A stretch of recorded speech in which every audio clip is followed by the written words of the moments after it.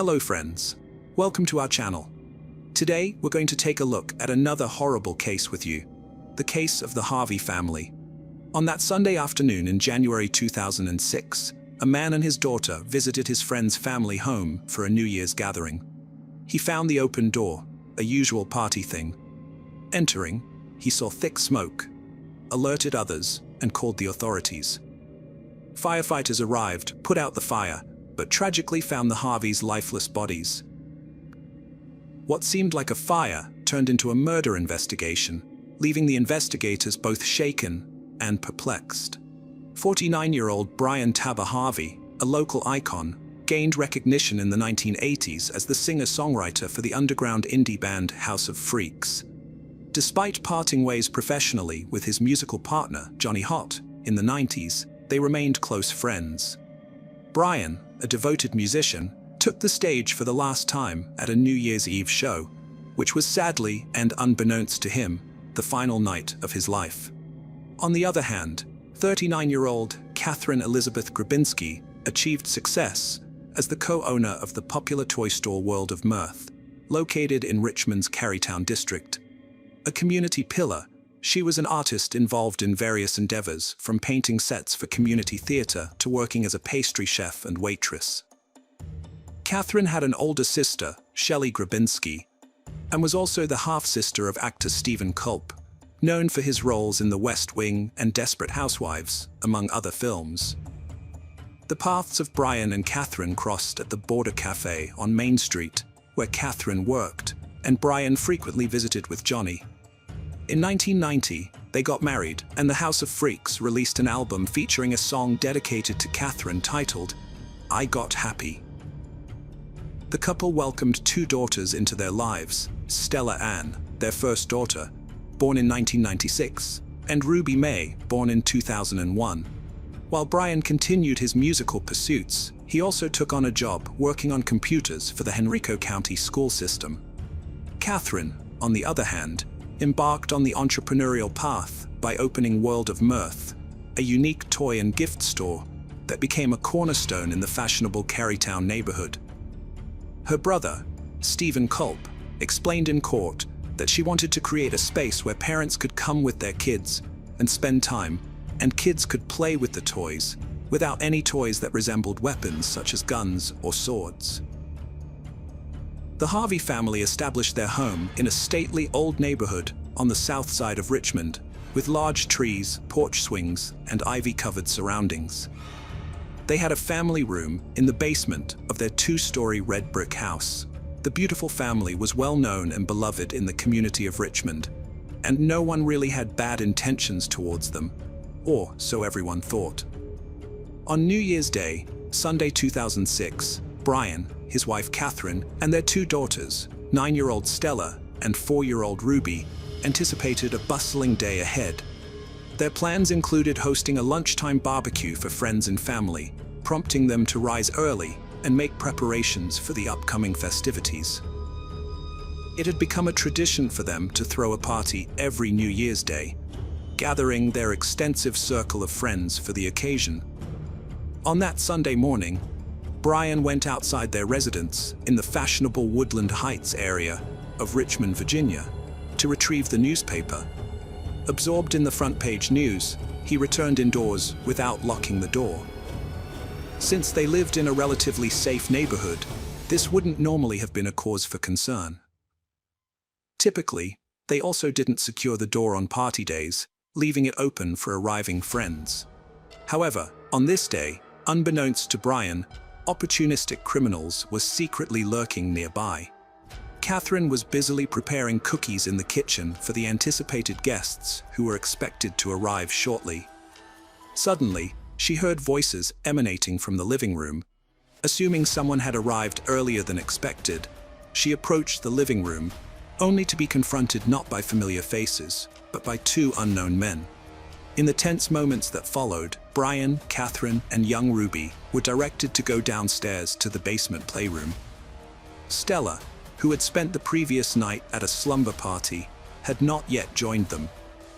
Once the family was confined to the small space, the intruders used electrical cords and packing tape to restrain them, ensuring their cooperation to prevent any harm as the intruders proceeded to ransack the house. Around 10 a.m., a knock on the front door interrupted them. The apparent leader of the group released Kathryn from her restraints and instructed her to deal with whoever was at the door. However, before allowing her to leave, he issued a stern warning. If she sought help or attempted to escape, her daughter and husband would be murdered, as the imminent arrival of Stella was threatened. A distressed Kathryn found herself in a difficult dilemma. Answering the door would expose her daughter to the same danger as the rest of the family, while ignoring the persistent knocking could incur the wrath of the assailant, who clearly had the upper hand. Ultimately, she decided that cooperation was the most prudent choice, and with that decision, she opened the door. In an unexpected turn of events, Stella swiftly darted past Kathryn and made her way directly to the playroom where the family usually spent a lot of time together. Acting quickly, Kathryn intercepted her daughter's friend, preventing her from following. Karen Perkinson, the friend's mother, later recounted her surprise at Kathryn's unusual behavior, which deviated from her typical exuberance. In response to Perkinson's inquiry about her well-being, Kathryn, normally lively, claimed to be unwell and gestured with a circular motion to the side of her head, mimicking a gun, to indicate someone might be considered crazy, abruptly ending the conversation and shutting the door. This peculiar gesture would later trouble Perkinson, who wondered if Kathryn was attempting to convey that Kathy was being monitored by the intruders, and could she have attempted an escape, potentially saving herself and Stella. However, the dilemma of leaving Bryan and Ruby behind weighed heavily on Kathryn's mind. Perkinson left, intending to return later for the party. With all four members of Harvey's family now inside the house, Kathryn went back to the basement and found a terrified Stella, who had been securely tied up along with the rest of the family. As everyone lay bound and vulnerable, chaos suddenly and unexpectedly erupted. The man in charge revealed a knife taken from the Harvey's kitchen and began slashing their throats, including those of the young girls, expressing frustration that they were not dying quickly enough. He ordered his accomplice to bludgeon their heads, but the partner refused, prompting the assailant to grab a claw hammer and ruthlessly strike them repeatedly until they stopped moving. After removing Kathryn Harvey's wedding ring, the assailants used wine as an accelerant to set the room on fire and conceal evidence of their heinous acts. As they made their escape from the residence, they helped themselves to a plate of freshly baked cookies that were cooling on the kitchen counter and stole a laptop, DVD player, and various other items. Rushing out, they entered a getaway vehicle parked outside, where a woman who was in a relationship with one of the men was serving as a lookout during what was initially intended as a simple robbery. They quickly departed, leaving the scene as inconspicuously as they had arrived. Sometime later, around 1:30 p.m., Johnny Holt arrived for the celebratory gathering. Upon opening the front door, he was greeted by a dense cloud of smoke pouring out, alarmed by the strong smell of burning. He alerted the neighbors, who quickly called 911.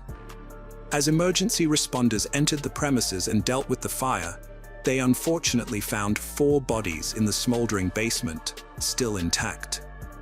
Investigators at the scene soon determined that the fire did not cause the victims' deaths, but rather a more sinister cause of death was uncovered. This had now become a murder investigation. Police officers and paramedics, who were accustomed to witnessing the darkest aspects of humanity, were reportedly so distressed by the harrowing scene that some of them openly shed tears. The revelation that the parents had been forced to witness the brutal deaths of their children, and vice versa, was heartbreaking to imagine. Autopsies revealed that Bryan and Kathryn died from blunt force trauma to the head. Stella tragically succumbed to a combination of blunt force trauma and smoke inhalation, suggesting she was alive when the fire started, despite her severe injuries. Ruby's death resulted from stab wounds to her neck and back. Despite initiating an immediate investigation into the murders, the authorities had little evidence. Recognizing the potential for criminals to divulge information, they appealed to the public for assistance, and fortunately, their breakthrough came a few days later, on January 6th. A woman named LaToya Pye contacted the police, requesting them to perform a welfare check on her friend, 21-year-old Ashley Bazil. Pye expressed her concerns as she believed that Ashley's boyfriend, 29-year-old Rye Joseph Dandridge, and his uncle, 29-year-old Ricky Javon Gray, were involved in the murder of the Harvey family. Ricky, who was slightly younger than his nephew by a few months, was said to be the one in charge. The shocking revelation continued as Pye disclosed that the two men had stored evidence of their crimes at her residence. She revealed that Gray and Dandridge had recently visited her home with a laptop that had an image of the Harveys as its wallpaper, and the Harvey case had by then received extensive coverage in the news, leaving no doubt that the laptop belonged to them. Additionally, LaToya provided detailed information about a plan devised by Ashley, Gray, and Dandridge to rob Ashley's parents. In this plan, Ashley was supposed to pretend to be a hostage, allowing Ricky and Gray to extort money from the Bazil Tuckers, which would make Ashley appear innocent, even though she was aware of the entire plan and had been offered a role. LaToya declined, becoming suspicious of the trio. The uncle and nephew were the only ones that returned hours later, and when asked about Ashley's whereabouts, they cryptically replied, "Ashley has gone bye-bye." This statement heightened LaToya's concerns, prompting her to contact the police. It was this crucial information that investigators needed to start connecting the dots. Having confirmed LaToya's information, investigators proceeded to the residence where Ashley resided with her mother, 46-year-old Mary Bazil Tucker, and stepfather, 55-year-old Purcell Tucker. To their horror, they encountered yet another gruesome scene. Upon entering the home, they discovered the lifeless bodies of all three victims who had been subjected to a brutal method similar to the Harvey family's fate. The victims were bound, gagged, and had their throats mercilessly slit. Duct tape wound tightly around their heads had inflicted additional suffering on Mary and Purcell, who both displayed deep neck lacerations. Purcell had a sock forcibly inserted into his throat, and Ashley tragically was found to have been suffocated with a plastic bag. The common cause of death for all three was determined to be suffocation and torture. Suspecting the presence of killers, law enforcement agencies from across the region collaborated in a joint effort to apprehend them before they could commit further atrocities. Harvey, Purcell, and Mary led quiet, peaceful lives without any known enemies. Purcell worked as a forklift operator, while Mary was employed by a housekeeping business. Their tranquil existence was shattered by the betrayal of their own daughter, which ultimately led to the tragic demise of an innocent couple who was simply trying to enjoy their retirement years. The investigators swiftly uncovered the crucial link between the Harvey and Tucker cases. Ashley was found wearing Bryan Harvey's wedding band, the same one that was missing and taken from Kathryn. With this revelation, urgent action was imperative to apprehend Gray and Dandridge before they could inflict further irreparable harm. They traced their movements back to their home state of Pennsylvania, and Gray and Dandridge were captured in Philadelphia on January 7th. In questioning, Dandridge asserted that the murders had been conceived by his uncle, and he had merely followed instructions. Faced with these incriminating accusations, Gray readily admitted to the killings of the Harveys and his involvement in those of Ashley and her parents. While these straightforward confessions were enough to leave anyone astounded, it became apparent that this was just the beginning. Gray provided gruesome, intricate details of both family massacres, emphasizing that their actions were driven solely by the need for money. During the Harvey family murders, unbeknownst to everyone, Gray was under the influence of PCP, a drug known for inducing auditory and visual hallucinations, as well as violent behavior. Throughout his confession, Gray maintained a chilling, emotionless stare, and his utter indifference towards the lives he took led investigators to believe they were face to face with the devil incarnate. It was also revealed that Gray was responsible for the murder of his wife, Trevor Terrell Gray, whose body was uncovered in a shallow grave on Brookside Avenue in Washington, Pennsylvania. The couple had been married for 6 months prior to her tragic murder and resided together in a house owned by Trevor's family along with Gray's nephew, Rory. According to Trevor's parents, the Grays frequently engaged in bitter arguments, and claw marks on Rory's forearm were even discovered on the day Trevor's body was found. Despite being interviewed by Washington police, neither Gray nor Dandridge were initially considered suspects. Trevor's mother, Manna Squires, alleged that law enforcement assumed Trevor had succumbed to a drug overdose, leading to a lackadaisical investigation into her death. Although Trevor's demise was deemed suspicious at the time, a homicide investigation was only initiated after Gray's confession in 2006. On December 31, 2005, a brutal assault unfolded where 26-year-old Ryan K.Y. was attacked by 2 men in front of his parents' Arlington home, who were later identified as Gray and Dandridge. The assault left Kai with severe beating and stab wounds to the chest, neck, and arms, resulting in a near-fatal assault that caused him to spend the following 2 weeks in a coma and permanently lose the use of his right arm. On February 9, 2006, Ricky Gray faced 5 charges of capital murder, while Ray Dandridge was indicted on 3 counts of murder for his involvement in the Baskerville Tucker killings. Despite their earlier admissions, both men pleaded not guilty.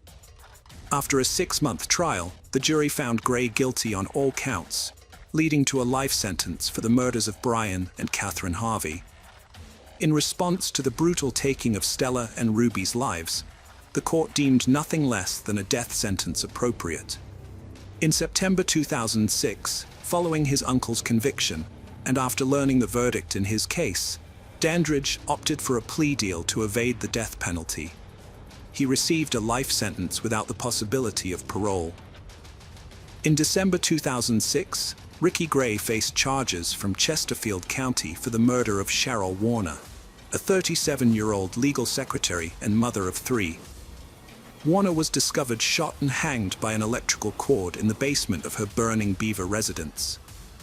Gray entered a not guilty plea. However, on June 4, 2008, the charge was suspended due to conflicting evidence. Over the subsequent 9 years, Gray's legal team pursued numerous appeals, primarily arguing that their client suffered from diminished capacity due to an abusive childhood. The case reached the Supreme Court, where it was summarily rejected in 2016. In November 2016, Gray was scheduled to be executed on January 18, 2017. On January 18, 2017, with all of his appeals exhausted, Ricky Gray was executed by lethal injection at Greensville Correctional Center. Ray Dandridge remains incarcerated at Sussex State Prison. The brutal murders of the Harvey family unleashed an overwhelming wave of horror and sorrow, with over 1,400 individuals attending their memorial service, expressing their condolences and grief. Flowers and dolls piled up and formed a poignant tribute along the curb outside the red brick house. Children placed candles, which maintained their glow for weeks. A neighbor reflected on the community's collective mourning, stating that they kept those candles lit for weeks.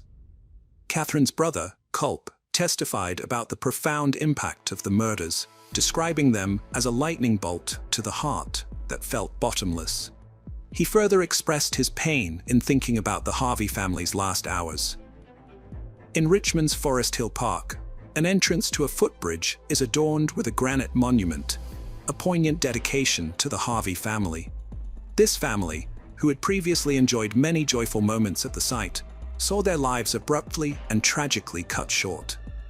A bronze plaque depicting their radiant smiles serves as a commemoration of happier days before the unfathomable evil infiltrated their lives, devastating everything in its wake.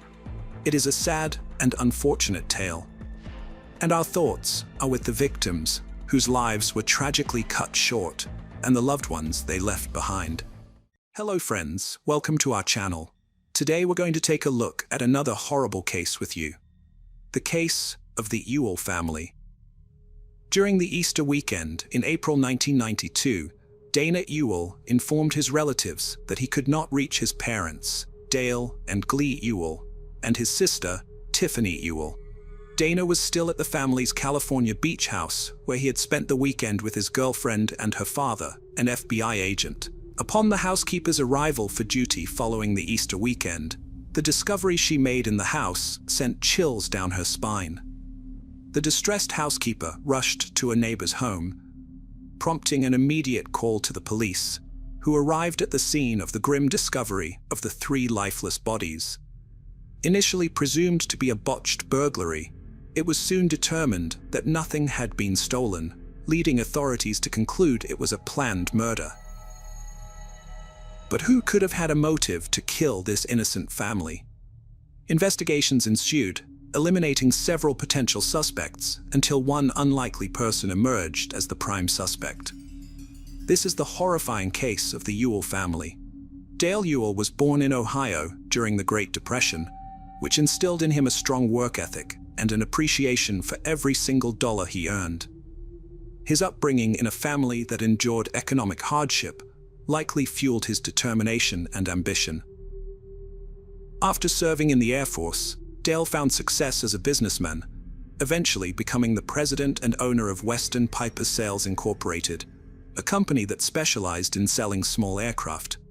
He expanded his financial ventures by investing in several farms with profits from Western Piper.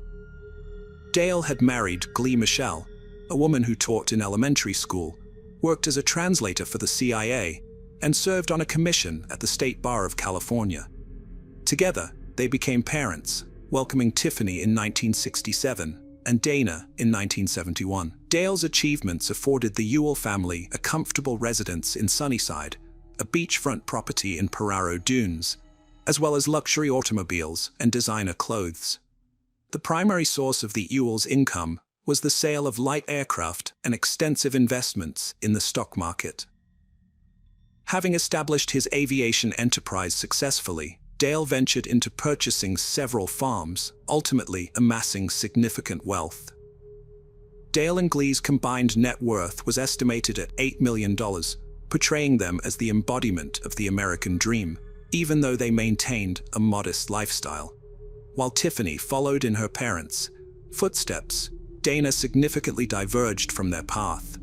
While attending the University of Santa Clara, Dana Ewell portrayed himself as a prosperous entrepreneur, claiming that he was the source of his family's wealth. His fabricated narrative garnered attention from a local newspaper and was even included in the Ewell family's school yearbook in 1990. As a student at Santa Clara University, Dana was preoccupied with notions of affluence and stylish living, owning a BMW, and having access to funds that allowed him to indulge in luxury items, such as jewelry, at his leisure. In contrast, his older sister Tiffany, who graduated from Fresno University, exhibited a more down-to-earth demeanor. From a young age, Dana displayed a tendency to lie a lot and fabricate many of his stories, despite his exceptional intellect and education. Dana's aspirations transcended mere comfort, wealth, and a promising future. He shared his father's ambition, but lacked the determination to pursue his goals through legitimate means. Even during his time as a student at the University of Santa Clara, Dana felt compelled to concoct grandiose tales of his achievements and importance, which were entirely false. He proved to be a pathological liar, deceiving both faculty and peers into believing he was the head of a multi-million-dollar enterprise. The underlying tension within the father-son dynamic, characterized by declining communication, remained largely hidden from others. Dana's tendency to fabricate extravagant stories about himself likely caused embarrassment for his father and could have led to conflicts between them. Despite Dale's upbringing in humble circumstances and his generous support for his children, it seemed that Dana harbored an unquenchable sense of entitlement. On Sunday, April 19, 1992, in Sunnyside, California, the mild, partly sunny weather created an ideal Easter Sunday afternoon atmosphere. Dale, aged 59, along with his 57-year-old wife Glee and their 24-year-old daughter Tiffany, had spent the Easter weekend at their beach house. Glee and Tiffany returned directly to Sunnyside by car, while Dale opted to fly his private plane to his hangar before driving home. Unbeknownst to them, upon their arrival home after their 2.5-hour journey, they were ambushed almost immediately upon entering. Tiffany was fatally shot in the head first, followed shortly by Glee, who was shot multiple times 30 minutes later as Dale arrived in the driveway. Unaware of the tragedy that had befallen his family, he too was fatally shot as he opened the door from the garage into the house. The perpetrator had stayed in the house and lay in wait for Dale, who had no idea that he had very little time left to live. 2 days later, 21-year-old Dana Ewell, the youngest member of the family, reached out to relatives and friends in Sunnyside, expressing his inability to reach his parents, despite residing with them. Dana had spent the Easter weekend in San Francisco, about 200 miles away, with his girlfriend Monica Zent and her father, John Zent, an FBI agent. On Tuesday, April 21, 1992, the family's longtime housekeeper, Juanita Avenita, arrived for her usual work duties. Upon entering the kitchen, she discovered Tiffany's lifeless body lying face down in a pool of blood, her hands tucked beneath her. Distressed, the housekeeper sought help from a neighbor and called the police. Meanwhile, Donna was still in Monterey, California, at the time of the murders. Upon being contacted by the authorities, her girlfriend's father promptly arranged for Donna to fly to Fresno. Donna appeared visibly distressed throughout the ordeal. Subsequently, the police embarked on an extensive investigation, dedicating numerous days to gathering evidence and interviewing witnesses. The crime scene was meticulously staged to resemble a failed robbery, but seasoned detectives recognized the signs of a premeditated burglary designed to make it appear as though the family stumbled upon the intruder and was subsequently murdered. Upon closer inspection, detectives noted several anomalies: the absence of weapons, bloodstains, footprints, or DNA evidence. Instead, the detectives observed a methodically planned and executed attack. The precision of the assailant's shots was remarkable, with only one miss, and the perpetrator had even retrieved the spent bullet casings. Inside the home, investigators discovered a box of 9mm ammunition purchased by Dale, later determined to have been used in the killings. Although the home gave the appearance of being ransacked, no valuable items were actually taken. There were no signs of forced entry through windows or doors, and the alarm typically activated had been deactivated. The scene seemed deliberately arranged to suggest a burglary in progress. Investigators carefully examined the backgrounds of the victims, searching for any clues that might link to their homicides. Dale's past involvements, including selling airplanes for an individual later convicted of drug smuggling in the 1970s, and a problematic real estate transaction with his brother that threatened to cost investors millions, were thoroughly scrutinized.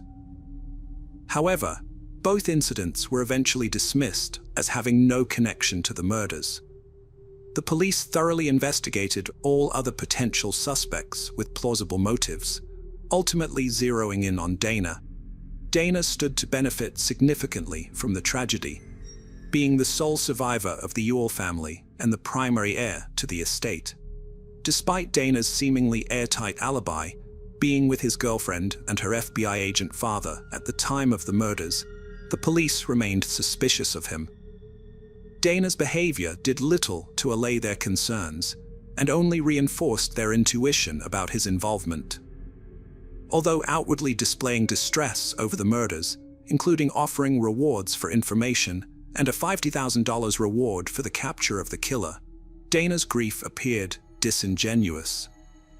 His emotional response to the brutal slaying of his own family seemed lacking, failing to convey the expected horror and anguish. Instead, his focus appeared to be primarily on matters related to his parents' wills and inheritance, rather than mourning the tragic loss of his loved ones. In a particularly thoughtless move, he invited a friend to tour the house where blood stains and spatters were still visible, displaying a lack of empathy. Allegedly, he even expressed contempt for the police investigation, claiming they were incompetent and would never solve the case. This sparked a prolonged and intense game of cat and mouse between Dana and the authorities, spanning 3 arduous years as they pursued every possible lead, further intensifying the escalating conflict. Dale's brothers contacted the authorities, accusing their nephew of wrongdoing. They alleged that during the reading of the wills, Dana had reacted angrily upon learning that the trust would restrict his access to the $8 million estate until he reached the age of 30. According to their account, Dana had even slammed his fist on the desk and exclaimed, "How could he have done this to me?" referring to his late father. The arrangement stipulated that his parents would cover his expenses until he turned 25, followed by him receiving investment dividends until he reached 30. Half of the estate would be accessible to him at the age of 30, with the remaining half available at 35. Before the funerals for Dale, Glee, and Tiffany, the brothers took steps to hinder Dana's efforts to claim what he believed was rightfully his. However, Dana managed to secure around $300,000 from an insurance policy that either was not subject to the trust provisions or had been overlooked by mistake. Dana's uncles, his father's 3 brothers, were actively preventing him from inheriting any portion of his father's assets and wealth, causing significant frustration for Dana. Despite the mounting pressure from investigators closing in on him and accusations from members of his extended family implicating him in the murders as a ploy to gain control of the family estate, Dana continued to live his life seemingly unaffected. He continued to spend money recklessly, splurging on lavish gifts for his girlfriend, Monica, and even contributing towards her educational expenses. However, the source of his seemingly endless funds remained a puzzle. Suspecting that money played a significant role in the murders, investigators intensified their scrutiny. They uncovered evidence indicating that Dana had been embezzling money from various sources, including his grandmother's $40,000 trust account. By the time detectives intervened, the elderly woman had been left with a mere $2,000 to cover her ongoing care expenses at a nursing facility. The revelation that Dana had exploited his vulnerable grandmother for financial gain only solidified the police's suspicions about his character. Despite this damning discovery, the authorities still needed conclusive evidence linking Dana to the murders before they could make an arrest. One of Dana's college acquaintances, Joel Rovick, was usually captivated by Dana's elaborate tales and his portrayal of a pampered, affluent lifestyle. Joel found Dana intriguing, especially his wealth, success, and apparent ability to effortlessly attract the most attractive women. People around them were puzzled about what they had in common, as they were as different as night and day. While Dana sought higher social status, Joel was more interested in video games, firearms, and explosives. Despite their disparities, Joel's friendship with Dana provided him access to exclusive parties and introductions to desirable women. Shortly after the murders, Joel had dropped out of school, and within weeks of the Ewell family's tragic demise, he visited their home for a tour. Eventually, he became Dana's roommate in the same residence. Joel's association with Dana marked a crucial turning point in the investigation. Both Dana and Joel started making unusual cash purchases, such as helicopter piloting lessons, despite Joel lacking an apparent source of income. Consequently, both individuals came under surveillance, and investigators observed their communication, which was through sophisticated pagers and payphones. Authorities had Dana's pager cloned and wiretapped his landline in May 1993. Joel was overheard by an officer while conversing on a payphone. He was recorded saying, "They don't have evidence. They will try to catch you in a lie." On another occasion, he was heard advising, "Just play the game." Dana continued playing the game, buying his girlfriend a new car and covering her law school tuition after exhausting the insurance payout.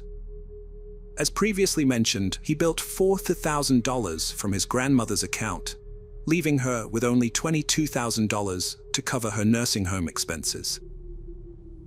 In 1994, investigators shifted their focus to forensic analysis, which revealed that the murder weapon was a specialized 9mm assault rifle manufactured in Colorado. Records from the company indicated that such a rifle had been purchased by an individual named Nest Jack Pon shortly before April 1992. Interestingly, Jack happened to be a high school friend of Joel. Upon questioning, Jack initially denied buying the gun, but later claimed it was purchased as a birthday gift for himself, unknown to Joel, and alleged that the gun had been stolen. The evidence was mounting against Dana and Joel. At one point, detectives attempted to unsettle Dana during their visit to his university dorm, informing him of their belief that Joel was responsible for murdering his family. Dana remained silent, his face visibly drained of color after the detectives departed. Unaware they were being observed, Dana and his girlfriend Monica, who was present during the visit, hurriedly made a phone call to Radovich. On March 2, 1995, the police took action and arrested Dana and Joel. Joining them were Peter Rovick, Joel's brother, and Jack Pon. Peter had struck a deal with the authorities, offering testimony against his brother and Dana in exchange for immunity. He confessed to the police that he had crafted a homemade silencer and attached it to the murder weapon, disposed of the gun barrel, Joel's tennis shoes worn during the killings, and a collection of gun enthusiast magazines. Peter admitted to carrying out these actions in collaboration with Jack Pon. Upon his arrest, Jack provided a contrasting narrative regarding the firearm. He confessed to purchasing it for Joel, but claimed ignorance about its intended use in the murders. Additionally, he corroborated Peter's account of their joint disposal of evidence. Jack, like Peter, received immunity in exchange for his testimony at trial. As a result of Peter and Jack's statements, the barrel of the murder weapon was located, buried in a dirt field. Dana and Joel, however, were obviously not offered any plea deals. Instead, they were charged with 3 counts of first-degree murder and special circumstances, rendering them eligible for the death penalty. The trial didn't commence until late 1997. Dana and Joel, who had once been close enough to travel to Mexico together, share flying lessons, and even live in the same house where Dale, Glee, and Tiffany were killed, now had separate legal representation and adopted different stances during the trial. Prosecutors contended that Dana's motive stemmed from greed, alleging that he had promised Joel a portion of the inheritance. Dana's attorney argued for his innocence, claiming that Joel and Jack had planned and carried out the murders. Meanwhile, Joel's attorney, acknowledging the weight of the evidence against his client, aimed to save him from the death penalty. During his testimony, Jack Pon revealed that he not only purchased the murder weapon for Joel and aided in its disposal, but that Joel had also provided him the details of the events that transpired on that fateful day in April 1992, which he was ready to share. Dana had approached Joel, pleading for a favor which was hard for him to reject. Acting as the executor of Dana's plan, Joel entered the Ewell residence with specific instructions, having meticulously prepared by shaving his entire body. Joel waited patiently for 12 hours, perched on a plastic sheet, to avoid leaving any trace of DNA behind, even a small eyelash. He was also instructed to ensure no bullet casings were left at the scene. Tiffany was the first victim, passing by Joel without noticing him before he fatally shot her in the back of the head. Glee, however, caught a glimpse of the assailant and was struck by a bullet despite attempting to flee to the office. Bleeding profusely, she was pursued and mercilessly shot multiple times by Joel, who then straddled her in a chilling moment just before firing the fatal shot. Glee locked eyes with Joel, recognizing him as a friend Dana had introduced to the family a month prior. After fatally shooting Glee, Joel proceeded to change the magazines in the gun and don fresh gloves, awaiting Dale's arrival. He subsequently murdered Dale as well. However, during Jack's testimony recounting Dale's murder from Joel's perspective, he had made a crucial error by mentioning, "and I saw the eye," which undermined the credibility of his testimony. The jury viewed his account with skepticism, suspecting greater involvement than he had admitted, but his immunity agreement shielded him from facing charges for the deaths. On May 27, 1998, 8 months after the trial commenced, the jury unanimously found Dana Ewell and Joel Rovick guilty on all charges. However, they were unable to reach a consensus on the sentencing. While 2 votes spared Joel from the death penalty, Dana narrowly escaped the same fate by only 1 vote. They both received 3 consecutive life sentences without the possibility of parole. Dana was imprisoned at Corcoran State Prison, located 50 miles south of Fresno. There, he found himself among other inmates, including notorious figures like Charles Manson. Unfortunately, his grandmother, whom he had previously stolen from, passed away in 1999. In the years following his conviction, Dana claimed to have undergone a spiritual transformation, embracing Christianity. He is registered on an online prison pen pal platform, where his profile states that he was a finance graduate from Santa Clara University and had started a career in investment banking when some extraordinarily painful events turned his world upside down. Meanwhile, Joel Rovick was imprisoned at Mule Creek State Prison in Ione, about 2 hours south of San Francisco. This prison has housed other infamous inmates such as Tex Watson and Robert John Bardo. Jack Pond went to law school and eventually became an attorney. Monica Zent ended her relationship with Dana, completed her law school studies, and established a thriving law practice. While Monica was scrutinized during the investigation, no evidence could be found to implicate her involvement, aside from her apparent reluctance to engage in the case that led to her boyfriend's conviction for murder, and the fact that he had utilized some of the ill-gotten funds to contribute towards her law school expenses. Greed, entitlement, and heartlessness were the defining traits of Dana Ewell. His unquenchable thirst for wealth and his readiness to manipulate and betray his closest kin ultimately culminated in the brutal downfall of his own family. It is truly sorrowful and regrettable what transpired to the victims of this tragic story at the hands of their avaricious and manipulative brother and son, along with those who assisted him. As we ponder over this heart-rending tale, our sympathies lie with the victims whose lives were senselessly cut short, and the loved ones they left behind. Hello friends, welcome to our channel. Today, we're going to take a look at another horrible case with you. The case of Samantha Josephson. In the heart of Columbia, South Carolina, amidst the energy of a bustling college town, the life of a young student named Samantha Lee Josephson took a dark and tragic turn. Her story gripped the nation and shed light on the potential dangers that can exist in the most routine aspects of our lives. Samantha was a shining presence on the University of South Carolina campus. Tragically, a routine night out led to a series of events that would profoundly impact the lives of those who knew her. Samantha Lee Josephson was born to her parents, Seymour and Marcy Josephson, in Princeton, New Jersey, and grew up in Robbinsville, New Jersey. As a student, she attended the University of South Carolina, where she majored in political science. Samantha, who was a senior in college, planned on graduating in 2019 and attending Drexel University School of Law, where she wanted to study to become an international law specialist.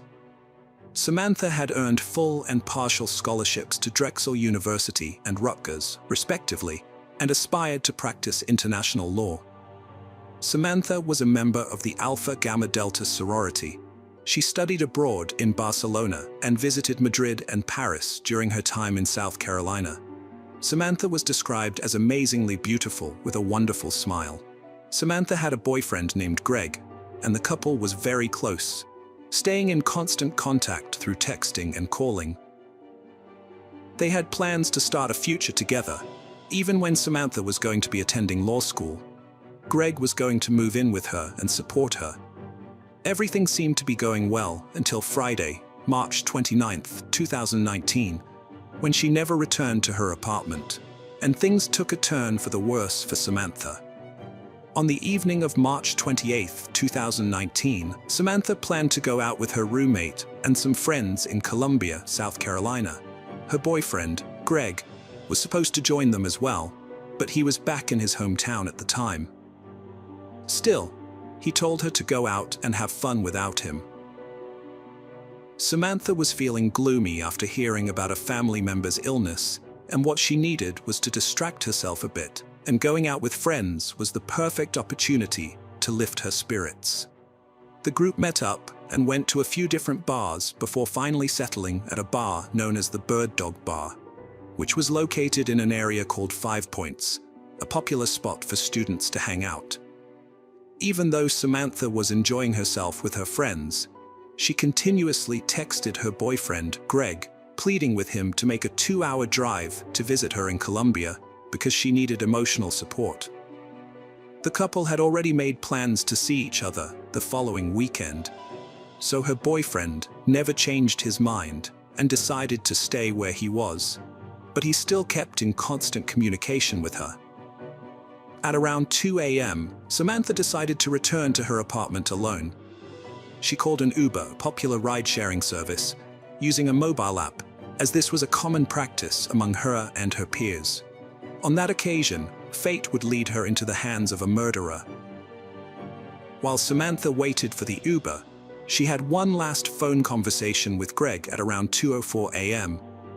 Samantha told him she was going home and had taken an Uber. This was a routine she had followed many times before, using Uber to get to and from the bars, as the distance was too far to walk. A few minutes after placing the request with an Uber, a car pulled up to the curb where Samantha and a group of other weary bar customers were waiting for lifts. Security cameras captured her approaching the car, only to realize that the driver was there for someone else. After doing an about-face, she is seen retreating to her spot on the sidewalk. Samantha was wearing an orange shirt and black pants. After some time, a black Chevrolet Impala, driven by a man who was later identified as Nathaniel David Rowland, pulled up into the space in front of her. Samantha said goodbye to Greg, and she opened the door and exchanged a quick word with the person behind the wheel before climbing into the back seat. Once she was inside the car, it sped off away. Within a short time, the Uber that Samantha had ordered arrived at the designated pickup location. From that point in time, no one other than the 21-year-old political science major student and the man driving the Impala knew that she had gotten into the wrong car. The CCTV footage would later show that the black Chevrolet Impala circled the area numerous times before targeting Samantha. Anyone who has ever spent time in 5 Points was aware that college students gathered in the streets after the bars closed to wait for their rides, and watching him drive around the area suggested that he knew exactly what he was doing that night. Samantha's boyfriend, Greg, used the Find My Friends app on her phone to track her movements and ensure she got home safely that night. However, he noticed that she was traveling in the opposite direction from her apartment. At first, he thought she might be going to a friend's house, but when he later texted her to check if she was okay, he received no response. He then tried calling her, but she did not answer her phone. Greg tried texting Samantha several more times, but noticed that his messages were delivered but not read, indicating that she never read any of them. Later, her phone location stopped sharing, which shocked Greg, as it had never happened before. Greg later thought that Samantha might have misplaced her phone in the Uber, but still decided to call her friends and roommate to find out if they had heard from her, or if she had made it home.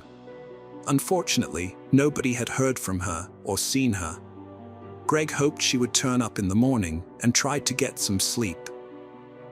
The following day in the morning, Samantha was not present. Her roommates were worried about her location and reported her as missing. Her boyfriend Greg also drove for 2 hours from Columbia to help search for her. A little over 3 to 4 hours after the missing person report was filed, the dead body of a young woman, later confirmed to be Samantha Josephson, was found by a group of turkey hunters in a wooded area in New Zion, about 65 miles away from Five Points. Less than 24 hours after she was last seen on surveillance video getting into a black car. Shocked by the gruesome discovery, the hunters immediately called 911, and representatives from the local sheriff's office were promptly dispatched to the scene. After an autopsy was performed, it became clear that Samantha was the victim of a violent attack. Her body had more than 120 separate stab wounds, with injuries to her face, head, neck, hands, upper body, legs, and feet. It was also determined that her fingernails were hacked to pieces as she tried to shield herself from the razor-sharp tool used to attack her. The evidence suggests that she was stabbed with a double-bladed knife and then dragged to the woods. The autopsy revealed the extent of her blood loss, as her body only contained 20 milliliters of blood, compared to the typical 4 L in the human body. Investigators were dumbfounded by the sheer brutality of the crime. The investigation revealed that Samantha had accidentally gotten into the wrong car, thinking it was her Uber. The Uber driver she had called was seen arriving shortly after, but when he found she was not there, he cancelled the trip and left. It is likely that the car she was in was not the Uber, as she was murdered soon after. Investigators believe the driver used the child-proof locks to trap her inside, as the doors could only be opened from the outside. The description of the car, a black Chevrolet Impala, was quickly released to the public in the hopes of finding the perpetrator before he struck again. Fortunately, the car was spotted by officers on routine patrol a few days later, and the driver, Nathaniel Rowland, was arrested after a short chase. A search of Rowland's car revealed a child's car seat surrounded by what seemed to be bloodstains. There were also large quantities of blood on the passenger seat and in the trunk. Samantha's cell phone was also found in the car, and it was discovered that Rowland had tried to sell it to a pawn shop earlier that day. Despite the overwhelming evidence, Rowland continuously denied any knowledge of Samantha's kidnapping and murder. A physical examination revealed traces of Samantha's DNA under his fingernails, but none of his DNA was found on her. Detectives speculated that Samantha was the victim of a sudden and violent attack, and the activated child-proof locks in the car suggest that Rowland trapped her inside as soon as she got in, leaving her helpless as he stabbed her repeatedly with a double-bladed knife. She was caught unawares by the ferocious attack and had to put a lot of effort into trying to defend herself, which would account for the multiple stab wounds found on her hands, as well as the condition of her mangled fingernails. Considering the excessive force that was used against her, it's understandable that Samantha was not able to scratch her attacker, which would have left his skin cells under her nails after the dreadful act was done. Rowland drove to a farmer's access road in New Zion, where only a local would have known it existed, and dumped Samantha's body in the nearby woods. After arriving back home, Rowland spent much of the day posting on social media as if nothing had happened, since he lived there nearly all of his life, and his residence was only minutes away from where the remains were found. That was 2 more strong pieces of evidence that pointed fingers to him as the killer. A peek into Rowland's background revealed that he was a devout churchgoer who had attended South Carolina State University in 2017, although there are no records of him graduating. It's unclear what he was doing for employment at the time. Rowland had 1 past felony arrest from October 2018 for obtaining a signature or property under false pretenses. There was also a woman who was carjacked by 2 men, one of them being Rowland. They assaulted her and forced her to drive to an ATM where they took her money. They then forced her to drive home, where they robbed her of even more of her belongings, including a PlayStation 4. Rowland was never convicted of robbing the woman, but he did sell some of her stolen belongings, including the PlayStation 4. When detectives obtained a search warrant for the apartment of his girlfriend, named Maria Howard, in New Zion, where he lived, they combed the trash bins behind the apartment and found a sock and bandana allegedly belonging to Rowland that were heavily stained with Samantha's blood. The detectives also found a white sheet with blood on it, a roll of duct tape, bleach wipes with blood on them, and a two-bladed knife that seemed to have blood on it. Tests would later confirm that the blood found on the two-bladed knife, as well as blood found on the sheets, in the car, and on the bleach wipes, was a match for Samantha Josephson.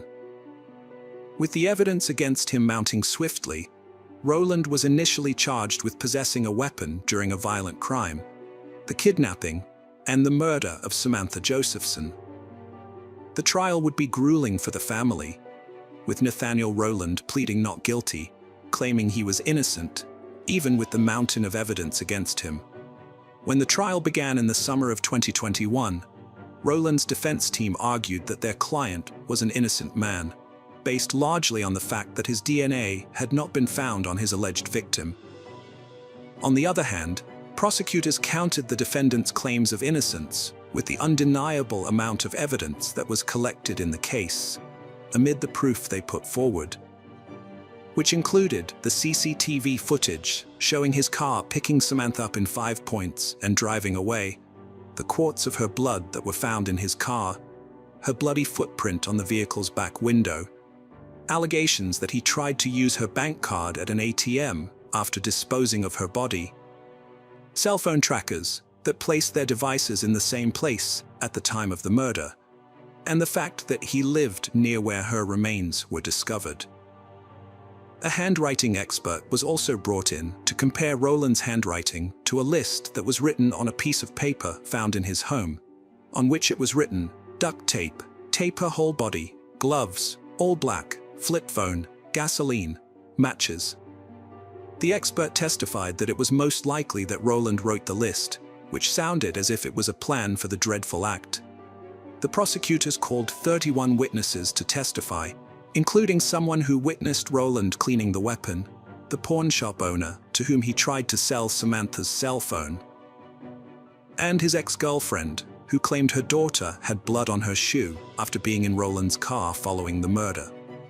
Rowland did not call any witnesses, and none of his family members testified on his behalf, yet he continued to assert his innocence and pleaded with the judge.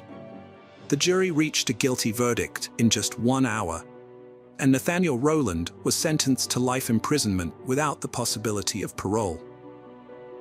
In the wake of Samantha's murder, her parents, Seymour and Marcy Josephson, took it upon themselves to ensure that no one else suffered the same fate as their beloved daughter. To achieve this, they started the What's My Name Foundation, which encourages people of all ages to ask rideshare drivers to identify them by name before entering a stranger's vehicle. The Josephsons also advocated for a safety protocol they call SAMI, which stands for Stop, Ask, Match, and Inform. Additionally, in the aftermath of Samantha's tragedy, the rideshare industry implemented measures to protect both drivers and passengers, such as the issuance of a personalized 4-digit code that riders could use to confirm through the app that they were getting into the correct car. Samantha Lee Josephson's untimely death sent shockwaves through the hearts of her family and friends. The pain they bear is immeasurable, a testament to the bright light that Samantha was in their lives.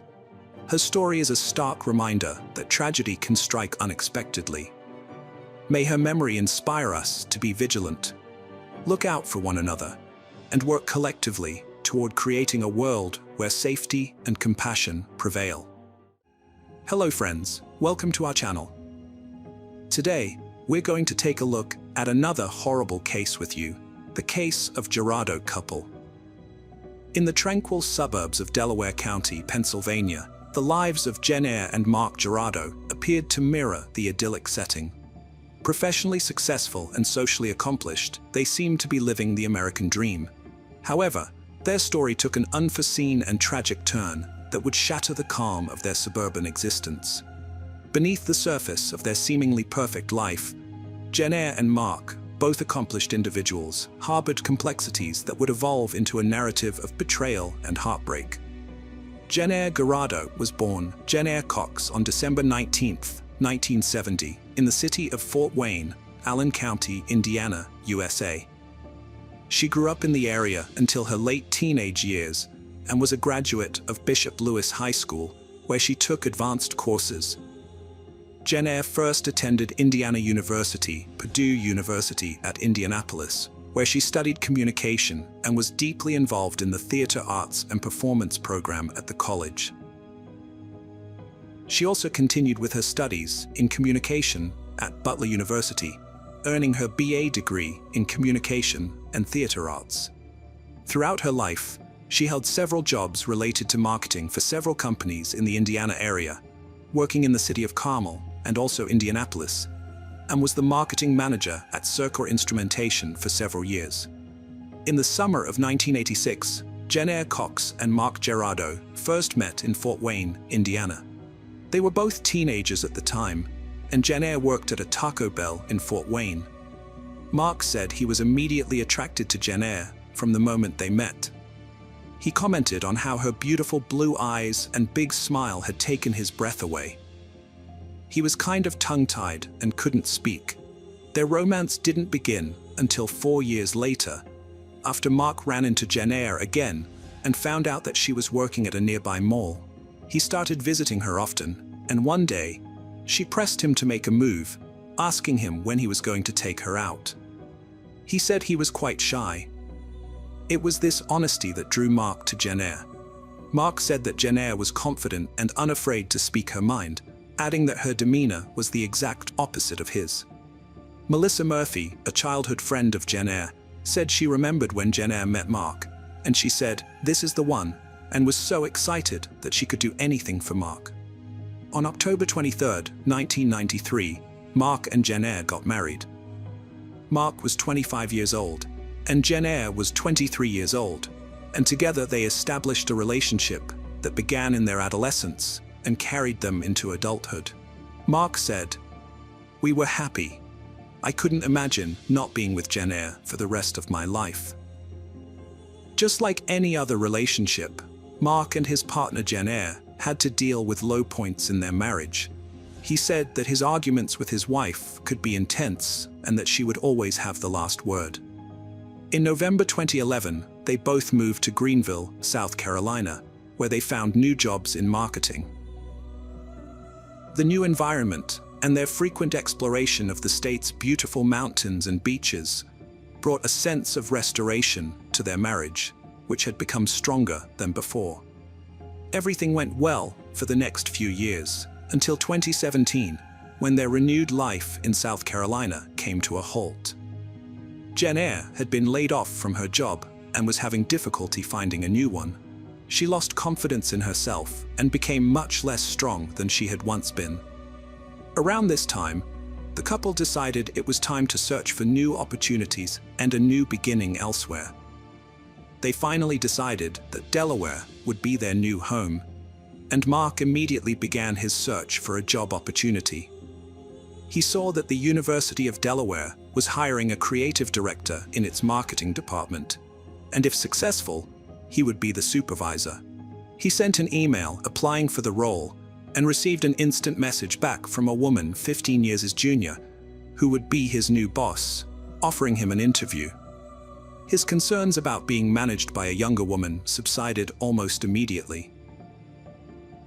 Meredith Chapman was a 33-year-old native of Pennsylvania. She had a bachelor's degree in communication and a master's degree in education from the University of Delaware. Meredith was married to Luke, a former New York City councilman, and they lived in Fairfield Crest, Delaware. When Mark attended the interview, he was immediately attracted to Meredith, not only for her beauty, but also for her exceptional intelligence. Within 5 minutes of sitting across the desk from her, he thought to himself that he wanted to work for her. He was impressed by her articulation, energy, passion for the job, and her accomplishments at her young age. It seemed that Meredith was also impressed by Mark, as she immediately offered him the job, which he gratefully accepted. Mark moved to Wilmington, Delaware, in November 2017, while his wife stayed behind in South Carolina, temporarily, to lease their home. Mark was excited not only because of moving to the north, but also to see growth in his career, not knowing that this would be the beginning of the end of his marriage with Jen Eyre. Mark spent his first 45 days living alone in Delaware, as his wife remained behind to arrange for their home to be rented out. During this time, Mark said he got to know Meredith well, and also stated that the two had a lot in common.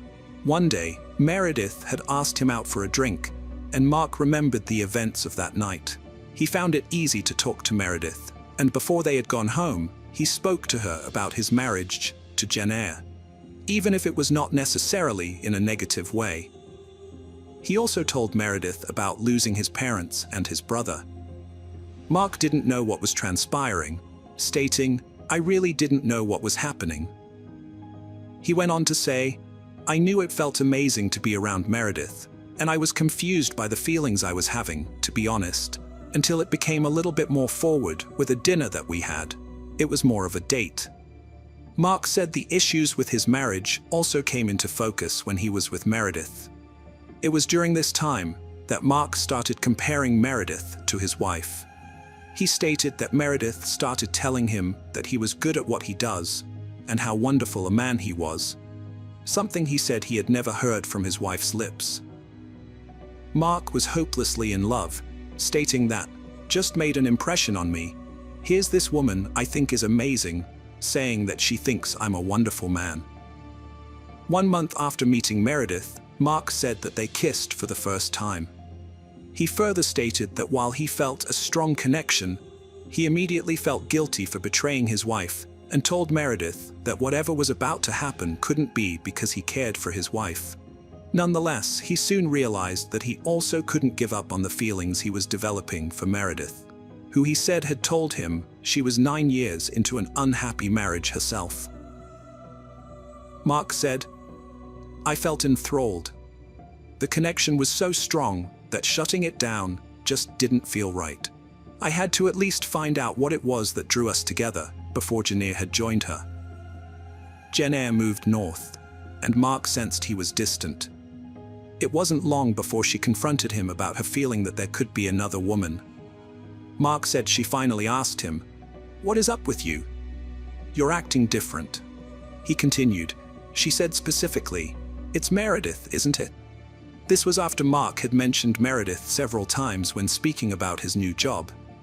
Although her husband denied the affair at first, Jen Eyre would not let it go. She continued to question his relationship with Meredith, aware that there was something between the two. Jen Eyre began to pay attention to her husband, making sure she knew what he was up to at any given time. He further said that Jen Eyre mysteriously knew things about him and Meredith, and he couldn't understand how she knew them. Close to Valentine's Day 2018, Jen Eyre finally obtained the evidence she had been seeking. However, Mark's admission of an affair with Meredith came at the cost of Jen Eyre revealing that she had hired a company to gain access to his phone, allowing her to read his text messages, view his photos, and review his call records with Meredith. Mark admitted the truth to Jen Eyre, acknowledging that he had indeed fallen for Meredith, as he could no longer maintain the deception. Heartbroken but unwilling to give up on her marriage, Jen Eyre asked Mark to attend marriage counseling, which he agreed to. But on the day of their second session, Mark said he was putting on his jacket when he felt something bulging in the lining of his coat. Even though at first, he believed it to be an anti-theft device that had been left inside, he decided to cut the jacket open and discovered a recording device, and with its lights already flashing, it was recording him at that very moment. At that particular time, Mark was very furious and went ahead and confronted his wife. From then on, the relationship between Mark and Jen Eyre would fall apart at an accelerated rate. Finally, Mark told Jen Eyre that he planned on filing for divorce in May of 2018, after he had met Delaware residency requirements and could move out of their shared house. During this time, things were going well, particularly for Meredith Chapman, who had been offered a new job as the assistant vice president at Villanova University in Pennsylvania and moved to Braddock Township, Pennsylvania, which is part of the Mainline region. Meredith and her husband were getting divorced as well, so that she could continue to follow her new relationship with Mark, and they could, in the end, be together, as Meredith and Mark's relationship continued to grow. Jen Eyre started to see divorce lawyer Sheila Brennan, who said Jen Eyre had a lot of bitterness and anger about being abandoned and replaced by a younger woman. Jen Eyre also had many fears about being left financially insecure, since she had just moved to a new location and had not found a new job a year after losing her previous one. Things seemed to worsen for Jen Eyre, and finally, all this had destroyed her mental health. Mark recommended that she see a psychiatrist and also asked her to seek support from family and friends, as she had even threatened to jump out of a window. Mark said she took the advice and seemed to have accepted the impending divorce. Jen Eyre approached her husband one day with a list of requests for the weeks leading up to him officially moving out. Mark said he believed that they had gotten through the worst things, but little did he know that this was far from the truth, and the worst was yet to come. Among the items on her list were going on hikes, having dinner, and generally spending some time together. Mark agreed to play along with Jen Eyre's requests, stating it was odd.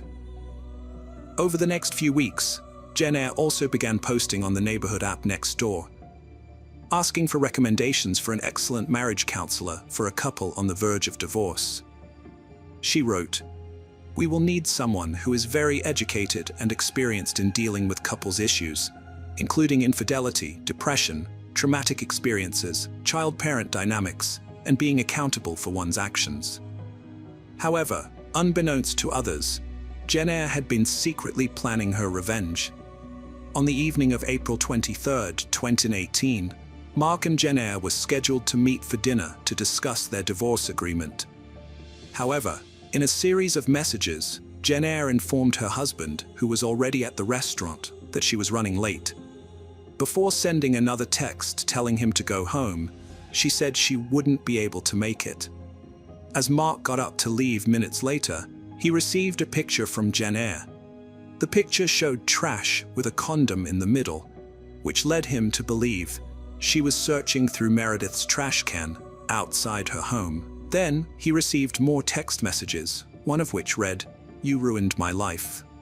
The next two messages from Jen Eyre said, "I hope you never find happiness," and "Goodbye, Mark." Mark repeatedly attempted to contact Meredith via text and phone calls, driven by concerns for her safety and fears about what Jen Eyre might do to her. Regrettably, all his efforts to communicate went unanswered. He rushed to Meredith's house, anticipating a confrontation between Jen Eyre and Meredith. However, upon arriving, he encountered a situation far worse than he could have imagined. He found Meredith lying face down on her kitchen floor, surrounded by a pool of blood around her head. Nearby, he also discovered his wife's lifeless body on the floor. Mark recounted that it took him only 5 seconds to let out a profane scream and run to her, where he continued, "I just said baby, oh baby, what have you done?" Meredith had enthusiastically posted on her Instagram account about her new position at Villanova, just less than 2 hours before her death. She expressed her excitement about starting the job just a week prior, and the warm welcome she had already received from the Villanova community. Later that evening, Meredith arrived at her home on Lowry Lane in Radnor Township, parked her Audi in the driveway, and went straight inside, unaware that Jen Eyre had broken in and was hiding, waiting to attack her. One of Meredith's neighbors, Tim MV, said he heard the commotion and went out to investigate, and Mark told him to call 911. Sergeant Christopher Ford of the Radnor Township Police Department said the call filled him with dread, as they don't usually receive that type of call. When they arrived at the scene, it was quite chaotic, with numerous officers present. Mark, who appeared to be breathing heavily, was placed in the back of an ambulance before being taken to the police station as a suspect. After interrogating him and discovering that the gun used in the 2 deaths was under Jen Eyre's body, the police determined that she had broken into Meredith's home, murdered her, and then taken her own life. One day after the murder-suicide, the police received a tip from a person who said they had seen a woman wearing a trench coat, hat, sunglasses, and possibly a wig, looking out at the house with binoculars. The police had also collected a set of car keys from the crime scene, which they determined belonged to a Cadillac that Jen Eyre had rented. Mark said learning about the Cadillac came as a surprise, and he found out most of this information from the police and the news. Jen Eyre had rented the Cadillac 2 weeks before the tragedy, and it was parked right outside their apartment. Mark continued to dig, poring over his wife's bank statements, phone records, and her computer backup, and found out that she was living a double life. After Mark admitted to the affair, just after Valentine's Day, Jen Eyre opened up a secret bank account and credit cards, where she used the credit cards to purchase audio surveillance equipment, a lockpicking kit, computer hacking software, and DNA testing kits for his clothes. Mark also said she even bought sophisticated GPS tracking systems and attached them to both his and Meredith's cars. Mark stated that he believes there were over 400 images of private conversations he and Meredith had through text and Snapchat. Jen Eyre would actually access his phone in the middle of the night. Mark continued that his best guess is that Jen Eyre gained access while he was sleeping on the couch, and she placed his thumb on the thumb reader on March 20th, 2018, 5 weeks before the murder-suicide. Jen Eyre's credit card statements revealed that she had practiced shooting the gun 3 times at a firing range. Mark said Jen Eyre had planted multiple devices in his clothes, and that he found files containing hundreds of hours of audio that his wife had recorded and even transcribed. Mark continued that Jen Eyre had taken all his jackets and was cycling through a multitude of devices, sewing them in and out, downloading them back and forth, and she had been doing this for weeks. It came to light that on the night Jen Eyre killed Meredith and herself, she had emailed a letter to her family members, explaining her motive in a very chilling manner. She had started writing the letter weeks in advance, dating her entries, and expressing that this was a payback for what he had done to her. A psychotherapist who studied homicide within marriages and read Jen Eyre's letter suggested that Jen Eyre may have been pushed to kill Meredith and herself because losing the love of her life was something she could not tolerate. The psychotherapist stated that there was something about listening to the tapes that triggered rage and wound her up, and that at some point, when she gave up on life and became suicidal, that's when she became her most dangerous. The psychotherapist got the sense that all of this was done to make him suffer, and that Jen Eyre was interested in being the judge and jury in this scenario of her own life and her husband's life. In a televised TV interview, Mark revealed how his wife left a 15-page letter stating how she would have killed him too had he walked in on the crime. Since the event, Mark said he wishes he handled the breakup with his wife differently, and that his regret comes back to breaking her heart and making her feel like she had no other choice. Mark said he has driven past Meredith's home several times as a way of trying to move forward, and has helped him come to terms with what happened so that he can let it go. The shockwaves of this story echoed through the neighborhood, leaving friends and neighbors grappling with the aftermath of a narrative that transcended the boundaries of typical suburban life. In the aftermath, the community came together, seeking solace and understanding, and grappling with the questions that lingered in the wake of this complex and heartbreaking tale. Hello friends, welcome to our channel. Today we're going to take a look at another horrible case with you, the case of Lauren Stewart. Lauren Stewart, a 45-year-old woman, seemed to live a life of perfection. She was a devoted wife to Dan, a caring mother to her adult children, Stephen and Bethany, and it appeared that she had been blessed by fate. However, in the weeks leading up to her unimaginable act, she ventured into a dark world, exploring disturbing content on YouTube and researching methods to end her own life, eventually becoming skilled in the use of a Glock handgun. Lauren Devine. Stewart was born on January 9, 1973, and she spent most of her life in Michigan. Her work history included part-time personal training at the YMCA in Farmington Hills and occasional house cleaning. After leaving the Jehovah's Witnesses, she had pursued modeling and acting, exploring her creative side through workshops and networking with photographers. She was regarded as a charming and very pleasant woman. Lauren was married to a man named Daniel Stewart, who worked at the University of Michigan as a leading software architect, dedicated to developing technology for predicting heart attacks. He had many years of experience as a code developer in the technology industry. Together with his wife, they were devout Christians within the Jehovah's Witness denomination for an extended period until 2013, when they decided to explore and take a different approach to their spiritual life. The couple had 2 accomplished children, 27-year-old Stephen, a data solution architect, and 24-year-old Bethany, a computer whiz who showcased her talents in art and graphic design. At 45, Lauren Stewart had it all: a flourishing husband, 2 college-educated children, a budding modeling career, and a charming Keio Harbor home adorned with a welcoming heart wreath on the door. However, beneath this facade of perfection, she grappled with a hidden pain. Lauren had experienced the heartache of exclusion and rejection from the religion she and her husband Daniel had embraced just a few years earlier. Lauren and her husband decided to leave the Jehovah's Witness faith, a Christian denomination known for its strict indoctrination and the practice of shunning former members. The seemingly perfect exterior concealed a complex web of emotions and decisions that would soon unfold into a captivating narrative. Up until 2013, Lauren and her family had been devout Jehovah's Witnesses, strictly adhering to beliefs that eschewed celebrations like birthdays, Easter, Christmas, or any other event they believed contradicted the teachings of Christ. Additionally, their faith strongly discouraged higher education, putting Stephen and Bethany at risk of being excommunicated if they pursued college. However, Dan envisioned a brighter future for their children through higher education.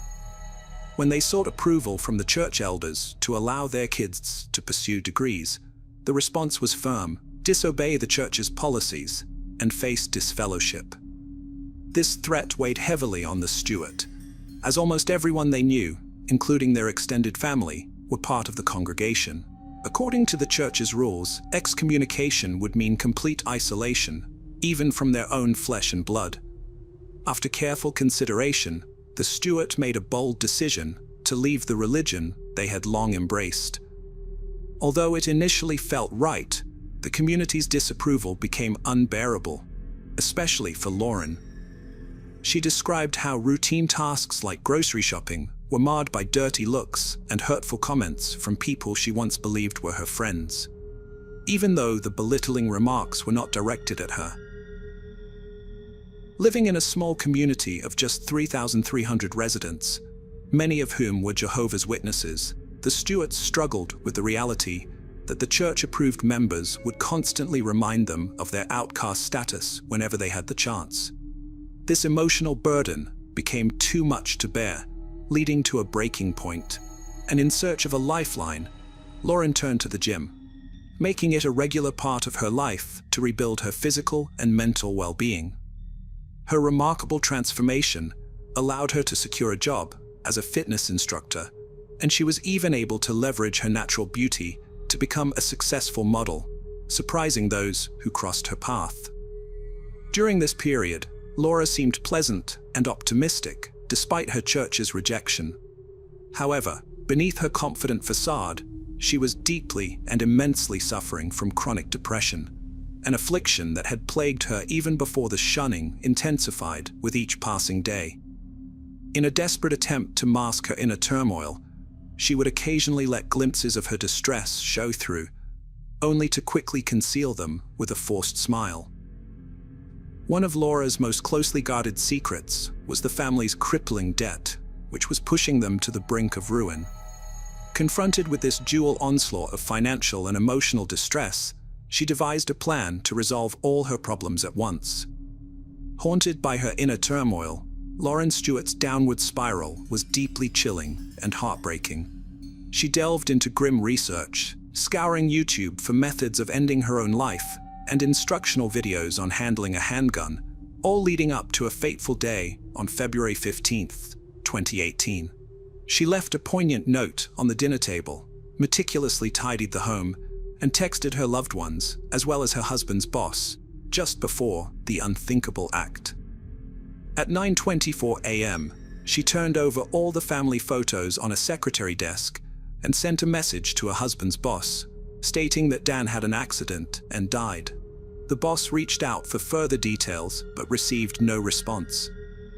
Hours later, at 5:07 p.m. on the same day, she reached out to her cousin, confessing that she had become evil.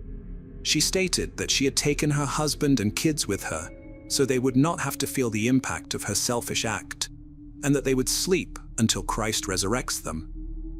Her cousin responded, urging her not to proceed with her plan. Lauren had become increasingly detached from reality in recent months. Unbeknownst to her family, she had a pistol in her possession and had tragically decided to use it against the very people she professed to love. Her first victim was her husband, 47-year-old Dan, whom she shot in the head as he attempted to flee. With her most significant threat eliminated, she went upstairs to her 24-year-old daughter Bethany's room, where Bethany was asleep, and ended her daughter's life without hesitation. Next, her son Stephen, who lived in his own place across town, unknowingly arrived at the family home, lured by false pretenses. With his back turned, unaware of the imminent danger, Lauren, the mother he loved, shot him at point-blank range. The horrifying scene didn't end there, as Lauren took the life of the family dog, placing its body in the bathtub. A neighbor had heard these shots, but assumed someone was slamming doors.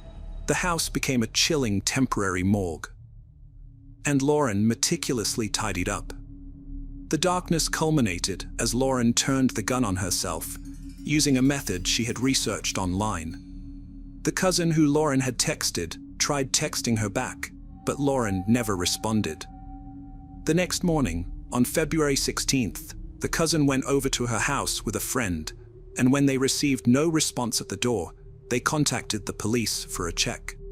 When the police arrived at the house that morning, the kitchen was organized, the refrigerator was stocked, and handwritten labels were on various items, with a calendar hanging on the refrigerator. Their discovery began with the family dog in the bathtub, triggering a chilling response from the officers who feared there was an active shooter. They found Stephen Stewart on the floor, believed to have been shot while seated on a chair in another room. Bethany lay lifeless, shot in her sleep with a pillow muffling the sound. Dan Stewart was discovered on the basement floor in front of a couch, his right hand still in his jeans pocket. The slightly pulled white pocket liner on his left pocket suggested he was standing when he was shot and attempted to react, thus pulling the pocket liner. Upstairs, Lauren was discovered at the base of the stairs, a pistol by her side, her self-inflicted wound between the eyes echoing her online research. 2 notes were found on the dinner table. One was for the medical examiner, while the other, a chilling suicide note, exposed Lauren's inner turmoil. She wrote, "I allowed evil into my heart when I chose not to accept God's free love, and it made me sick inside. I killed my family because I know my death would stumble them. At least now they will not suffer, and will be resurrected to life forever in peace." As the police investigated the Stewarts' lives, a complex and puzzling picture began to emerge. Interviews with family, friends, and neighbors described the couple as reclusive, with a sense of estrangement after leaving the Jehovah's Witness church. Lauren's past was marked by her own personal challenges, and some family members said she suffered from depression, which was further exacerbated by the demands of motherhood. In recent years, she became increasingly fixated on religion, often engaging in impassioned outbursts. Her family members, including her father and sister, revealed the extent of the emotional distance that had grown over time, and they had not spoken to her in years. Her mother had passed away when she was 13 years old. Estranged for years, they saw Dan as the catalyst pulling Lauren away from them, and never really cared about him. They also shared troubling insights about the couple's mental health, characterizing their relationship as a fusion of mutual distress. To those who knew Lauren, her defiance of the Jehovah's Witness faith marked her as an apostate, a label that spoke to her outspoken opposition to the organization and her decision to leave it. The heart-wrenching tragedy left a deep scar on the lives of those who knew the family intimately. Joyce Taylor, a longtime family friend, was visibly shaken, believing that the murders were a direct consequence of the Stewarts' rejection by the Jehovah's Witnesses. Taylor and other former members shed light on the harsh reality of leaving the faith. They explained that once you depart from the church, even your own family members who remain within its fold are forbidden from interacting with you, a severe form of shunning that takes a heavy emotional toll. According to Taylor, Lauren and Daniel's desire to provide their children with a college education clashed head-on with the religion's teachings, which frowned upon such pursuits. The collision between their aspirations and the rigid doctrines of their faith set the stage for a tragic unraveling. They were shunned everywhere and every way possible. As Taylor said, if Lauren went to the grocery store, they didn't look her in the eye. When you're raised a Jehovah's Witness, they choose your friends, they choose who you associate with, and if you go against that, they will disfellowship you or shun you. In a shocking turn of events, Joyce Taylor stormed into a Kingdom Hall meeting in Union Lake, seizing the moment to confront the congregation. Standing on a chair, she boldly criticized the gathering, her voice resonating with a mix of anger and sorrow. "Excuse me, everyone," she declared. "My name is Joyce Taylor. 2 days ago, 4 people died as a result of your shunning process." Taylor's outburst sent shockwaves through the room as she pushed away congregants and vented her pent-up frustration, shouting, "5 years ago, you people pulled your support from this small family. The only support they had was you people. You turned them away, and you shunned them. And for what?" she exclaimed. "Because they wanted to raise their children as they saw fit." The police were aware of the family's issues with their former church, but declined to comment. Police records detailed how Lauren had recorded a poignant 2-minute video on February 6th at 11 p.m., explaining the depths of her despair. She cited a multitude of issues, expressing her inability to carry on, and her desire not to burden others any longer. Abandoned by her church family, Lauren found herself drowning in a relentless sea of despair, with what she believed to be the only escape, death. Convinced that ending her own life was the solution to her unbearable suffering, she made the agonizing choice to also take the lives of her loved ones, sparing them what she perceived as the inevitable shame and suffering that her actions would bring upon their household. Police records painted a grim picture of Lauren's mental state in the lead-up to the tragedy, noting her unmistakable signs of severe depression and increasingly abnormal behavior. It appeared that she had immersed herself in a personal interpretation of religion, intensifying her depression. Shockingly, she never sought professional help or counseling, and no prescription drugs or alcohol were found in her system. However, traces of marijuana were discovered not just in Lauren's system, but also in her husband and sons. The police investigation unraveled a complex web of factors contributing to her devastating actions.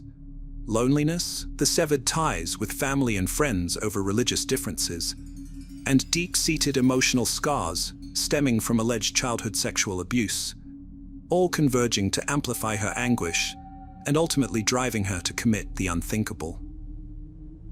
In a striking testament to the estrangement within the family, Lauren's sister's response spoke volumes. She exhibited a somber demeanor and expressed a surprising lack of surprise when hearing the news of her sister's actions, demonstrating just how far Lauren had drifted from her own sister, who even showed little regret about the tragedy. While the motives behind Lauren Stewart's horrifying actions may have been due to the profound isolation imposed by her former church and her childhood trauma, it begs the question: could things have taken a different turn had she reached out for help when she felt suffocated by her circumstances. Tragically, rather than seeking counseling or professional guidance, Lauren chose a path of self-destruction with devastating consequences for all involved. As we reflect on this heartbreaking tale, our thoughts are with the victims whose lives were tragically cut short and the loved ones they left behind. Hello friends, welcome to our channel. Today, we're going to take a look at another horrible case with you. The case of Bryanna Zunino. A lot of people are concerned that an autopsy is scheduled today to identify a woman's body that was found in Reno, Nevada on Friday. There is a possibility that it could be the missing college student, Bryanna Dennison. The body was found in a field on the edge of the campus of the University of Nevada, which is less than 10 miles from the house where Dennison was last seen in the winter of 2008.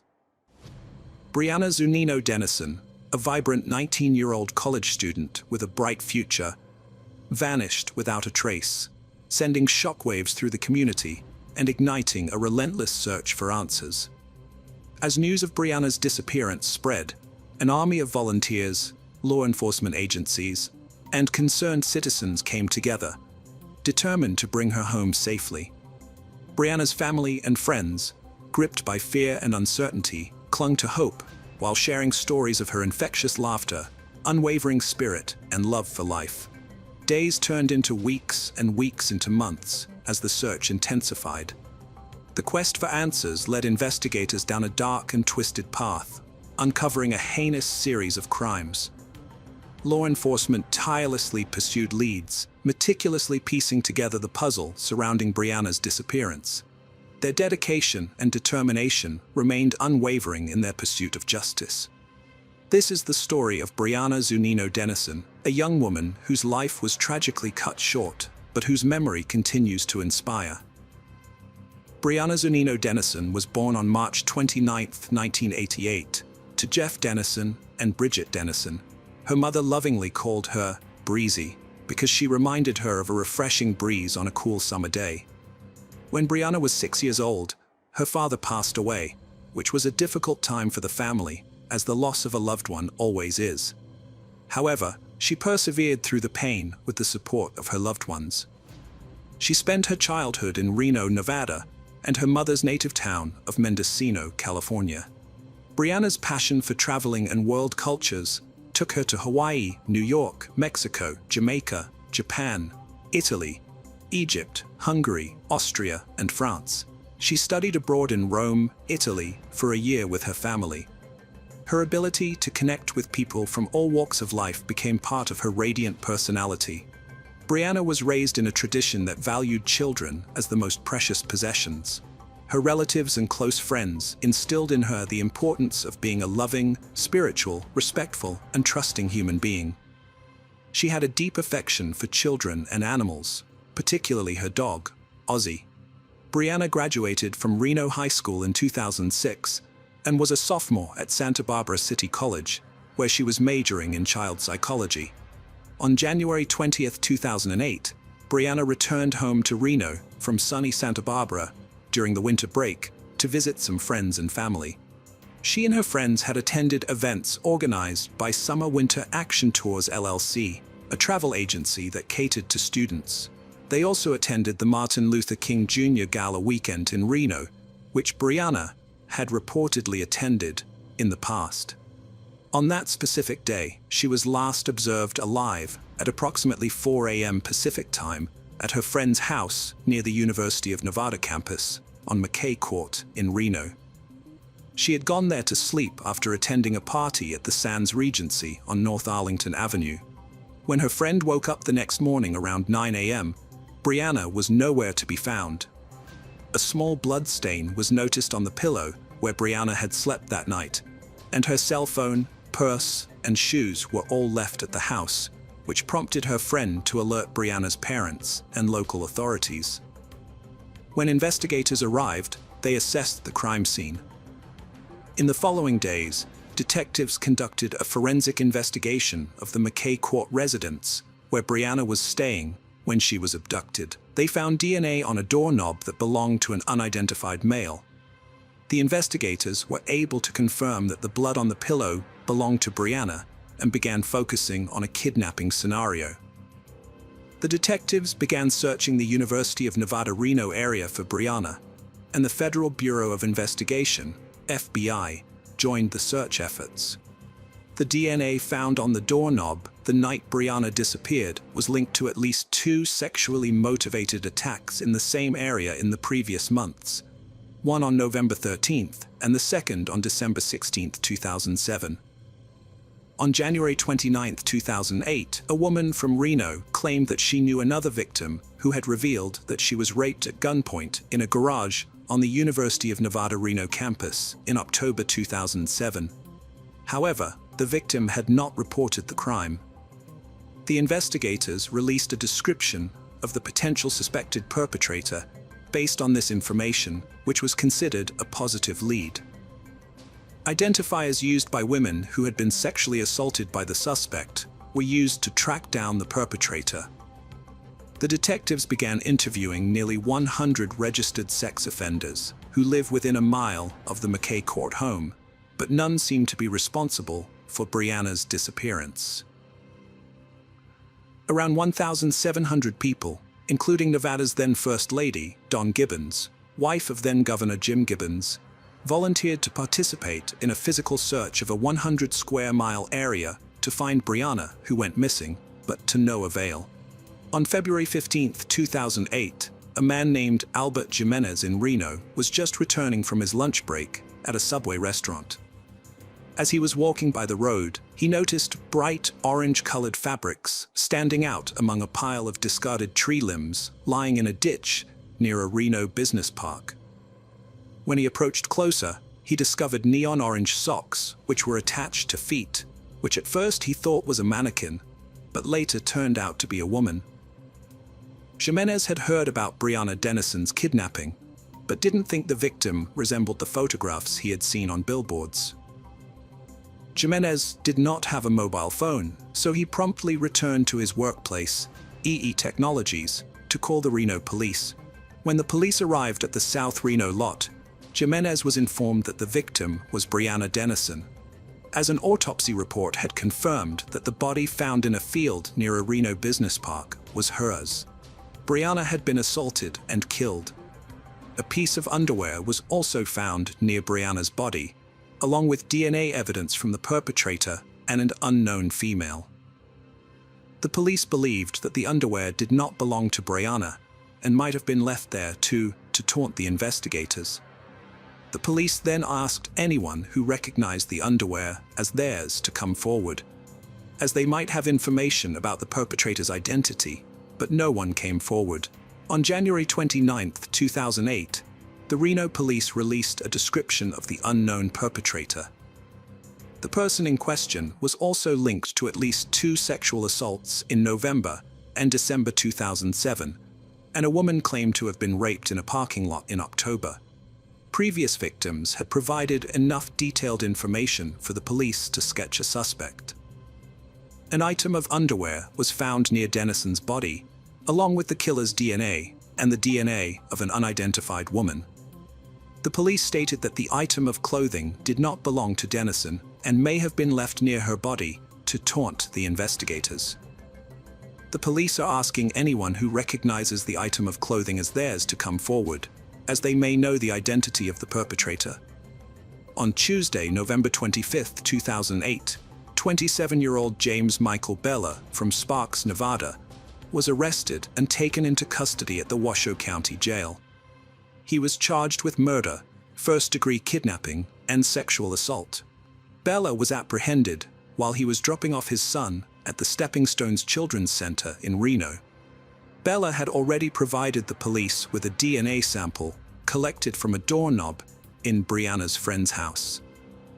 The detectives also discovered that Bella was a former Marine and had been previously arrested in 2001 for threatening his former girlfriend's neighbor with a knife. On Wednesday, November 26, 2008, during a press conference held by the Reno Police Department, it was confirmed that the DNA collected from Bella matched the DNA found at the crime scene, positively linking him to the murder of Brianna Dennison and a previous sexual assault. It was also revealed that a friend of his girlfriend had turned in Bella via the secret witness program on November 1st, 2008, after Bella's girlfriend had confided to this friend that she had found underwear unknown to her in Bella's truck as they were coming back from Washington State, where Bella had taken a job in March 2008. News media reports of Brianna's case, including a police sketch of the suspect and a description of a vehicle used in another rape the month before Brianna's abduction, began circulating. Bella was questioned by detectives about his atrocity after the secret witness tip came in, but he denied his involvement and declined to provide a DNA sample. Bella's girlfriend was also questioned and gave police permission to obtain DNA from her 4-year-old son, whom Bella had fathered. The test confirmed that his direct relative, Bella in this case, had left a DNA sample collected at the home where Brianna Dennison was abducted and at the other rape that had taken place the prior month. On his way to Washington, it was also revealed that Bella had sold his truck in Idaho, which matched the description of the vehicle used in the previous sexual assault. At the press conference, officials mentioned that the vehicle was being returned to Reno to be searched and used as evidence in the case against him. On Thursday, May 27, 2010, Bella was found guilty of the murder of Brianna Dennison, and after deliberating for about 9 hours, the jury returned a guilty verdict for all counts against Bella, which included kidnapping, sexual assault, and murder. The defense attorneys argued against the death penalty, stating that Bella suffered an abusive childhood due to an alcoholic father, that he had been a productive member of society before his crimes, and that he was a model prisoner. However, the jurors did not accept these mitigating factors and handed out the death sentence. On July 30, 2010, Bella was sentenced to 4 additional life sentences for multiple counts of rape and kidnapping associated with attacks on 2 victims before Brianna's abduction and murder. Over the years, Bella's appeals have been denied. The story of Brianna Zunino Dennison is one of resilience, heartbreak, and the unyielding pursuit of justice. Brianna's family, who faced unimaginable pain and uncertainty, stood strong in their fight for justice. Their unwavering determination became a beacon of hope for others facing similar tragedies. The legacy of Brianna's story reaches far beyond her case. It has sparked crucial conversations, inspired community initiatives, and brought awareness to the issues of violence and safety. Law enforcement's tireless efforts ultimately led to the apprehension and conviction of the individual responsible for Brianna's abduction and murder. Their dedication and unwavering commitment to finding justice showcase the power of teamwork and determination. As we remember Brianna, we hold on to the memories of her vibrant spirit, her love for life, and the impact she had on those who knew her. Her story serves as a reminder of the importance of community, compassion, and standing up against violence. In the end, Brianna Zunino Dennison's legacy will live on not only through the love of her family and friends, but through the collective efforts to create a safer world for others. May her memory continue to inspire change and hope. Rest in peace, Brianna Zunino Dennison. Hello friends, welcome to our channel. Today we're going to take a look at another horrible case with you, the case of the Foster family. To what many perceived as the perfect family, no one expected that everything would quickly descend into disaster. On August 26, 2008, around 4 a.m., the Shropshire Central Fire Control received an emergency call about a fire at the Osbaston Mansion residence. When the firefighters arrived, they were hindered by a large horsebox that blocked the entrance. By the time they managed to enter the residence, due to the initial difficulties, the fire had already consumed everything, including the owners, the Foster family. During the investigations, the police discovered that the horse trailer blocking the entrance had been deliberately parked there to delay the firefighters. This was not just an accident. Something more sinister was behind it. The question arose, who harbored animosity towards this beloved family, and who could be responsible for their tragic demise?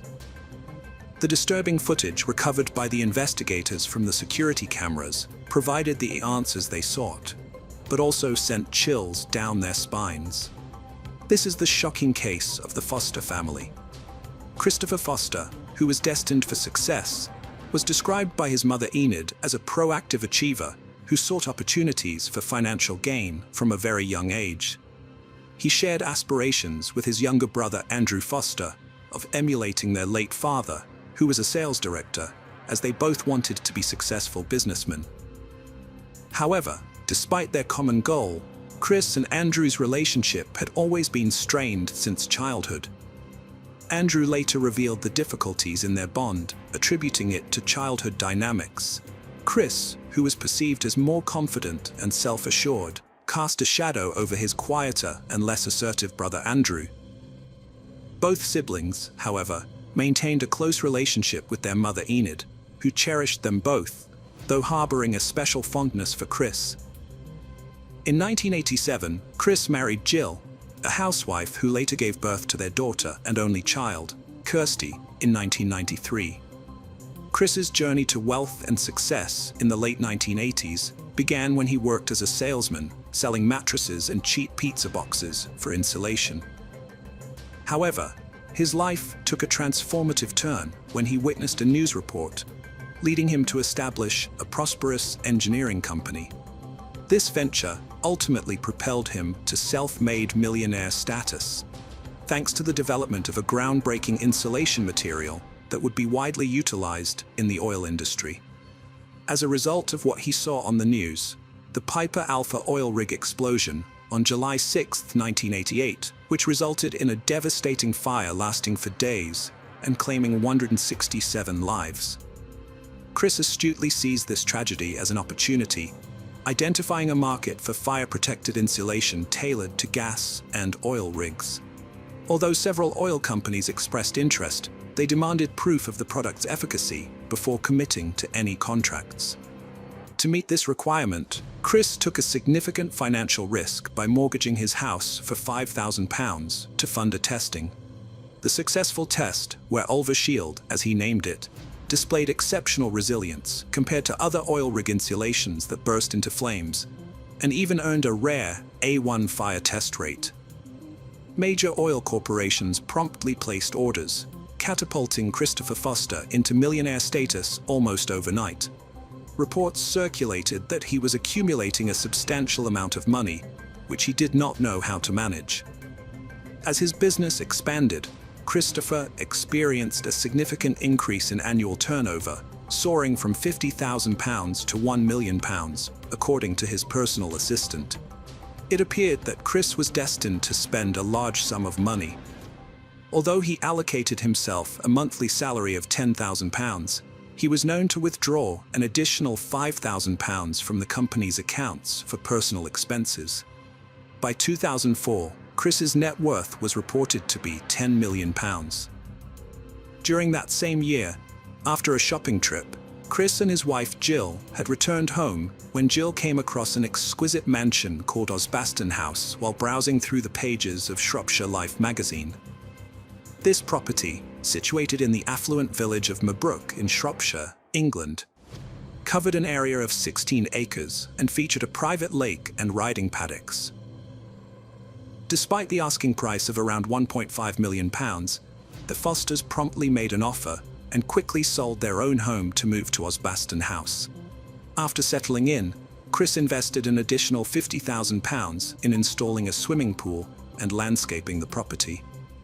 He then indulged in a lavish lifestyle, acquiring various expensive vehicles, including Porsches, an Aston Martin, and Range Rovers. Their daughter, Kirsty, was enrolled in an exclusive private boarding school, and Chris also bought her several horses. Additionally, Chris purchased 4 dogs and several doves, and hired a housekeeper and a personal assistant. The house was adorned with over £200,000 worth of antique furnishings, which became Chris's most expensive hobby. Chris was an avid gun enthusiast, owning numerous high-priced firearms ranging from £12,000 to £12,500, or almost $20,000 at the time. He frequently participated in extended shooting parties, sometimes lasting up to 3 days, which resulted in bills as high as £8,000. Chris also had a habit of leaving his guns scattered around his residence, and would occasionally shoot doves, much to his wife Jill's dismay, as it caused a mess on his cars. In one disturbing incident, Chris took Kirsty's black Labrador, which was bothering the sheep, to a country lane and shot the dog in the head. Despite being a thriving entrepreneur, Chris was characterized as impulsive by acquaintances, exhibiting a desire for instant gratification and swiftly severing ties with those who displeased or went against him. He derived satisfaction from others admiring him and coveting his material wealth, and over time, both Chris and Jill ascended to higher social circles. Unbeknownst to those in his circle, Chris was significantly exceeding his financial limits and compensating by withdrawing funds from the business. His excessive spending resulted in a financial imbalance, with more money going out than coming in. In 2003, Chris signed an exclusive contract with a company called DRC, granting them sole rights to produce the oil rig sealant he had invented. By 2004, his net worth had risen to £1 million, but a year later, in 2005, he found himself burdened with £2.8 million in debt. Instead of implementing cost-cutting measures, Chris, consumed by his spending addiction, tried to address the issue by seeking additional funds from alternative sources. He proceeded to sign a second contract with another company for the sale of his product, breaching the exclusivity agreement with DRC. This led to legal action, with DRC ultimately suing Chris and acquiring his patent, which they then made a global success. Chris faced bankruptcy, and in 2007, his company went into liquidation, with £3 million worth of his assets frozen and his salary ceased. Despite being in dire straits, Chris persisted in carrying on as if nothing significant was happening, and he even found himself in a dispute with his accountant, who reported him to the Inland Revenue for tax evasion. He failed to pay VAT, national insurance, and other taxes. To address the growing tax obligations, he resorted to borrowing from banks in an attempt to alleviate the financial strain. Furthermore, he remortgaged the Osbaston house 3 times and overdrew from more than 20 different bank accounts. Despite his outwardly lavish lifestyle and continuous spending, Chris managed to conceal the fact that he was deeply in debt. Over the following 12 months, he continued his hobby of clay pigeon shooting and maintained his use of extravagant cars. People who knew Jill were uncertain whether she was aware of the full extent of her husband's financial troubles, or if he had shielded her from the harsh reality. However, she did not show any signs of reducing her spending, and she did not share any concerns with her friends. Chris found himself grappling with overwhelming challenges, aware that time was slipping away, and fearing the imminent loss of everything. During a conversation with a friend about houses, Chris emphatically stated that he would never part with Osbaston House unless it was in a body bag. He expressed a solemn commitment to safeguarding his family, vowing to take his own life rather than endure the loss of his loved ones or possessions. Struggling with the pressure to maintain his lavish lifestyle, and aware that time and money were running out, Chris sought professional help on multiple occasions. He confided in his doctor, expressing feelings of depression and suicidal thoughts. He started taking antidepressants, but his doctor did not take his concerns about ending his life seriously. Unbeknownst to anyone at the time, something unthinkable would happen in the week leading up to the August bank holiday weekend of 2008. Chris stumbled upon a letter from his best friends attached to the front gate. The letter conveyed the unsettling news that his friends intended to return the following Tuesday to reclaim the house and other assets. When the housekeeper showed him the letter, Chris appeared perplexed but remained silent. This letter would become the catalyst for the tragic events that unfolded later. The nightmare Chris had been evading was now becoming a harsh reality. Struggling with financial problems, he was on the verge of losing all his material possessions, and this impending ordeal was set to be known by everyone, something that he didn't really want. The thought of Kirsty and Jill, Chris's wife and daughter, losing their accustomed lifestyle proved unbearable for Christopher. Kirsty faced parting with her cherished horses, and the family had to face the likelihood of returning to their hometown of Wolverhampton, bidding farewell to their luxurious way of life. For a man of Chris's pride, such a situation would be deeply humiliating. On August 21, 2008, a friend reached out to Chris via text, inquiring about his well-being, to which he responded, "Not good. Things are coming to a head for me soon." This communication was the only insight the friend received, unaware of the underlying financial troubles Chris was grappling with. On August 25, 2008, Chris received an invitation to attend a barbecue and pigeon shooting event. The 50-year-old man, accompanied by his 49-year-old wife and their 15-year-old daughter, then proceeded to join the gathering. None of the attendees noticed any signs of distress in Chris or the other two family members. Witnesses recall Chris appearing his usual cheerful self, and even in the photo captured during the event, the family exuded happiness, oblivious to what Chris had planned for later that night. In the previous week, Chris had closely examined suicide-related websites online and had spent the same afternoon reflecting on old family photographs that depicted happier times. Expressing his wish to leave the party, Chris informed his wife that he had had enough for the night. Although Jill preferred to stay a bit longer, they eventually departed around 8:30 p.m., arriving home just minutes later at 8:44 p.m., with their final moments as a family recorded by the home security footage. Shortly after Jill retired to bed at 11:30 p.m., Chris went upstairs to check on Kirsty, urging her to go to bed as she continued texting a friend online. Around midnight, Chris decided to turn off the internet, compelling Kirsty to conclude her conversation with her friend and retire for the night at 3 a.m. Chris set out to kill his first victim using a silenced gun. He entered the room where his sleeping wife lay unsuspecting and shot her in the back of the head. He then went to Kirsty's room and killed her in a similar manner. The home security cameras captured Chris as he took one of his shotguns and went outside to the dog kennels, where he shot each dog in the head. Chris then made his way to the barn housing the horses and repeated the same sinister act. Following this, he set the barn ablaze with all the animals inside. In the footage, Chris appeared methodical and almost robotic, lacking any expression or sign of remorse. To hinder the firefighters' access to the residence and their efforts to extinguish the fire on time, Chris took action. He drove a horsebox and positioned it in front of the main entrance, shooting the tires to deliberately puncture them and make it harder to move. Subsequently, he strategically placed hose pipes connected to his domestic oil tank, pumping 200 liters of oil into the house's cellar. With his expertise in fire, Chris knew exactly what was needed to completely destroy the Osbaston house. His mental state seemed rooted in a desire for vengeance.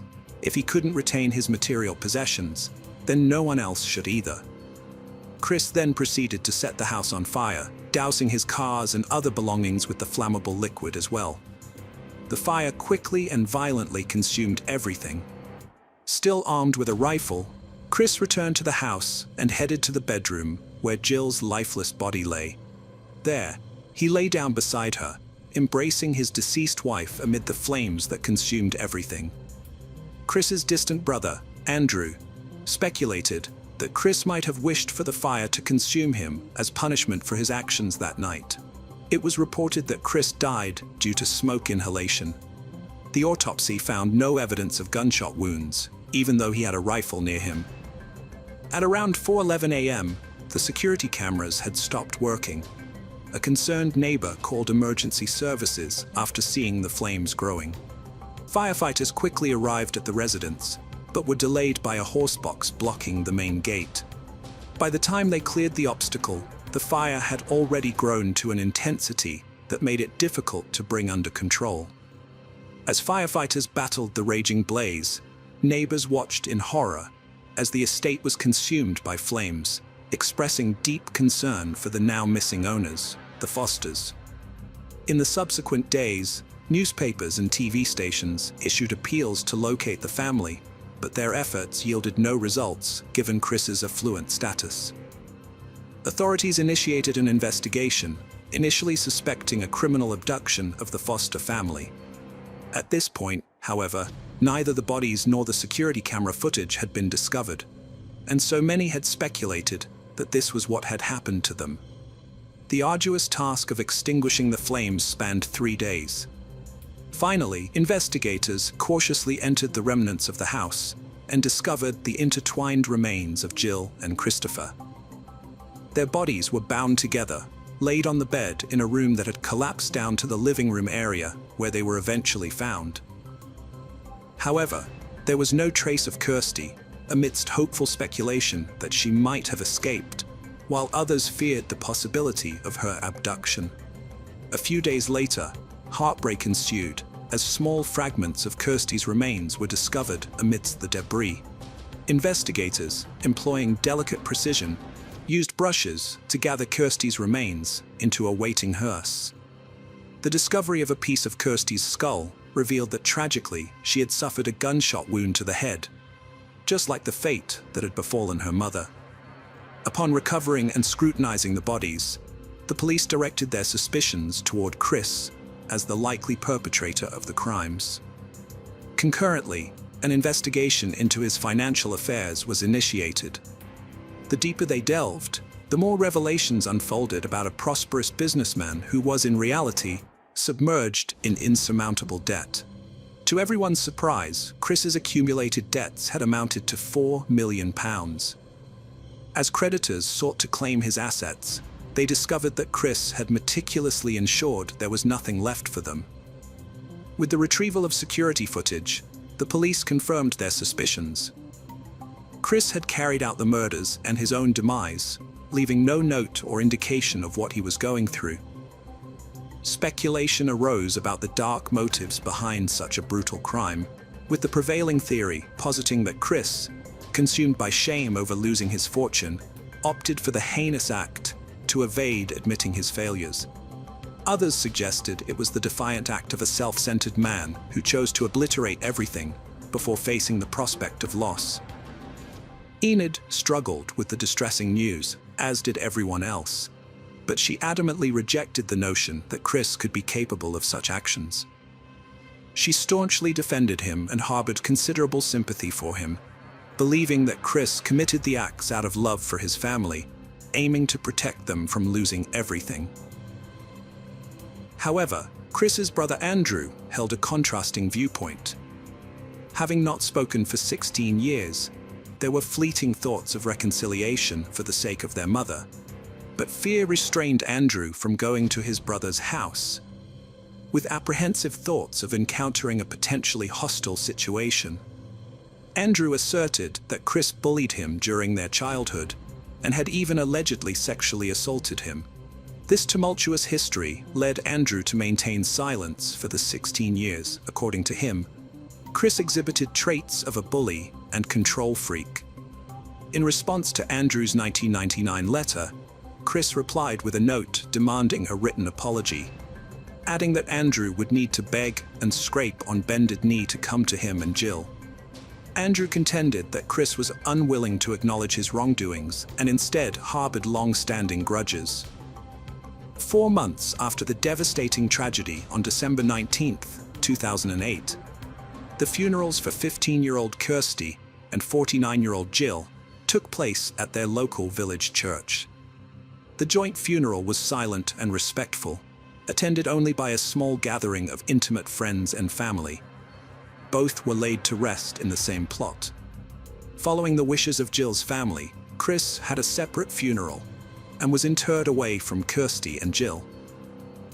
In the years subsequent to the tragedy at the Osbaston house, remnants of the scorched structures and the family's charred belongings, including Kirsty's cherished first aid book for her horses, and even a handwritten note outlining what the family had planned to eat during that week of the tragedy, still lingered on the site. The once dream home, now reduced to crumbling ruins, persisted until 2011, when all debris was cleared. The 16-acre estate was eventually purchased in 2014, with plans formulated for the construction of a new 6-bedroom house. Although the property was put up for sale in 2012, it remained unsold until 2014, after the price was said to have been reduced. While the motives behind Christopher Foster's shocking deeds may have stemmed from financial struggles and the societal pressure to uphold an affluent and successful facade, it definitely shouldn't have taken such a horrific turn. Tragically, rather than making prudent financial decisions initially or later, confiding in his loved ones about his financial woes, Chris chose a path of self-destruction with devastating consequences for all involved. As we reflect on this heartbreaking case, our thoughts are with the victims whose lives were tragically cut short and the loved ones they left behind. Tyrion was born on September 7, 1997, in Green Bay, Wisconsin. His parents were Tara Pinich and Michael Tyrion. Following his parents' separation, Tara started dating a man named Steve. Shad's family consisted of his parents, 2 sisters named Ava Weog and Svea Sunar Tyrion, and a brother named Bo Smith. During his childhood, Shad attended Howard and SWO schools before eventually joining the family business with his father and grandfather. Shad was a lively person who loved camping, gaming, and spending time with his family. He had a talent for wood carving and was recognized for his kindness and compassion, always putting others' needs first. His tragic end is particularly poignant considering his empathetic nature and tight-knit family. On February 23, 2022, as night fell, Shad told his family he was going out to meet 2 friends. His parents bid him goodbye around 9:30 p.m. Unbeknownst to them, danger awaited. Later that night, Shad's mother Tara returned, went to bed, unaware that Shad had already come home with Taylor and was in the basement. Early in the morning, Tara woke up to the sound of the front door closing as Taylor left. Worried, she went downstairs, called for her son, and, getting no response, decided to check the basement. Inside, she found a bucket covered with a rag. Removing it, she made a horrifying discovery: her son's head was inside. Shocked, she called police immediately. Upon deeper investigation, authorities found Shad's body parts in a bucket. Detectives checked Shad's phone records and discovered that on February 23rd, he had planned to meet 2 people, Taylor Shabiznes and Alexander Gannon. Taylor had picked up Shad to hang out at her place. After receiving a statement from Shad's mother, Tara, the police questioned Taylor Shabiznes and Alexander Gannon at their homes. Taylor resided in a house owned by her friend Scott Thomas, which they shared. Bloody footprints near Taylor's minivan at her place led the detectives to her apartment, where they decided to question Taylor further. Taylor complained about the dirty environment on camera, showing her indifference towards her actions towards Shad. The detective then asked her about her relationship with Shad, to which Taylor revealed he was her ex-boyfriend. She admitted to meeting Shad on February 23rd in her apartment, where Scott was also present. Scott was there when the police came to arrest Taylor, and she mentioned that the minivan belonged to Scott. Taylor was questioned about the activities of the 3 friends that night herself, Shad and Alexander Gannon. She readily admitted to smoking marijuana together. She said that she was giving Shad a haircut while the 3 of them smoked, but after some time, Alexander Gannon decided to go home, saying it was late. After Alexander Gannon left, Taylor and Shad decided to go to Shad's house, where he told her that his mother were going to be arriving home late. They went to Shad's house and consumed crystal methamphetamine. She also confessed to stealing trazodone from her friend Scott's drawer, and they both injected it using a needle. Taylor's admission of using drugs that night suggested that she might have a history of substance abuse, which added another complex layer to this case. The detective recognized that Taylor was under the influence of drugs during the questioning, but continued with the interrogation without hesitation. Taylor confessed to detective that Shad's remains were still in the basement. The detective further pressed her, asking for details about what exactly happened to Shad, but Taylor replied that she had blacked out after drinking and smoking for some time. This time, even though Taylor tried to find a way out by attempting to lie, she quickly realized that her tactics weren't working, and she had no other option except to confess. Later in the interview, Taylor admitted that she and Shad had been intimate that night, and there were also toys and other props involved, including a choke collar. As the interrogation continued, detective questioned her about the chains and other toys that they had found at the scene. Taylor admitted that she loved to strangle Shad, and he enjoyed it too. This reveals her sadistic and violent tendencies. When the detective continued asking Taylor where the other body parts were, she displayed a slight sense of regret for not bringing Shad's head with her. However, Taylor was not remorseful for her actions. Instead, she was dejected because of the mistake she'd made in leaving Shad's head in his basement, which eventually led the police to her. She provided clear answers to the detective, stating that some of Shad's body parts were inside the van, while the others remained in the basement. Her lack of remorse after committing such a heinous crime was startling. This might stem from a disturbed psyche or a potential mental health condition that hinders her ability to experience any emotions related to this atrocious crime. Another possibility is that she may have been under the influence of drugs, which could have prompted her to act on intrusive thoughts.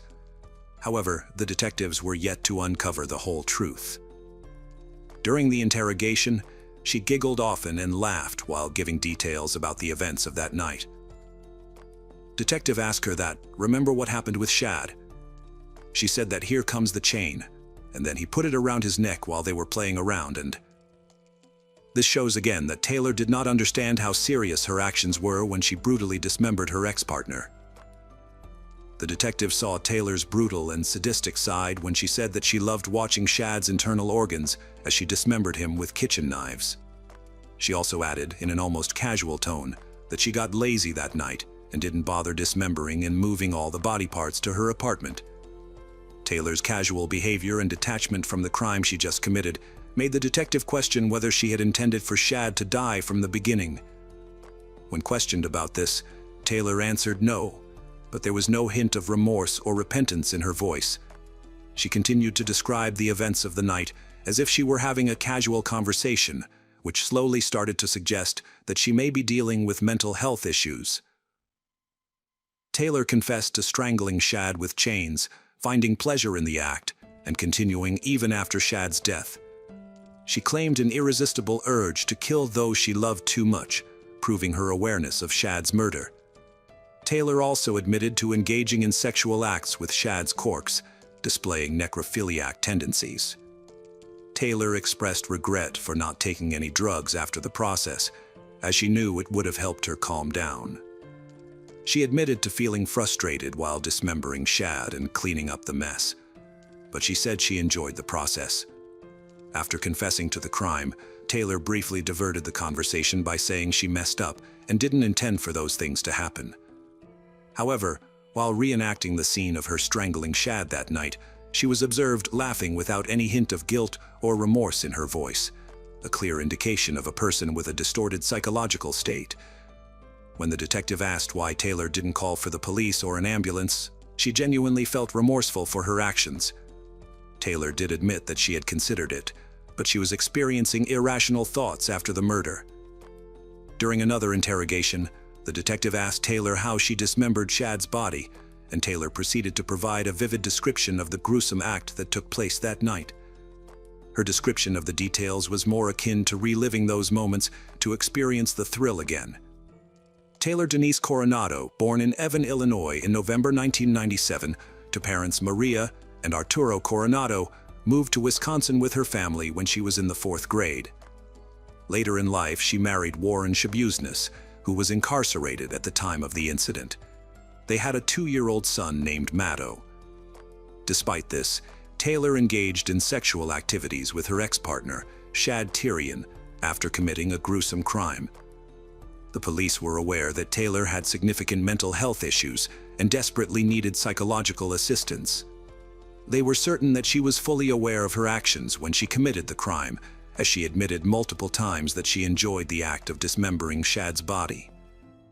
Taylor also confessed to playing with the deceased Shad, using various toys, as well as performing oral acts on him. This deeply disturbed not only the investigators, but also the people around the world, who began to question the lack of humanity in individuals like Taylor Shabuzness. Taylor was arrested on February 23, 2022, for murdering and dismembering her ex-lover, Shad Tyrion. On July 24, 2022, the trial of Taylor Shabs began. Considering the gravity of the crime, the court had to determine if Taylor was sane during the time of the crime and if she knew her actions were wrong. During the trial, Taylor's grandmother testified that Taylor had a very difficult childhood. She lost her mother at an early age, and her father remarried. Taylor also lost her brother, Arturo Coronado Jr., in a motorcycle accident in 2021. Her husband, Warren Shabuzness, who also defended her in court, was already in prison for illegally distributing meth. Taylor's grandmother added that 24 hours after Taylor's son was born, he was taken away by Child Protective Services, but she and her husband were fighting for custody of their grandson, Matto. Growing up in such a toxic environment, Taylor had dealt with depression and bipolar disorder. The grandmother stated that Taylor needed psychological help and another chance to live her life.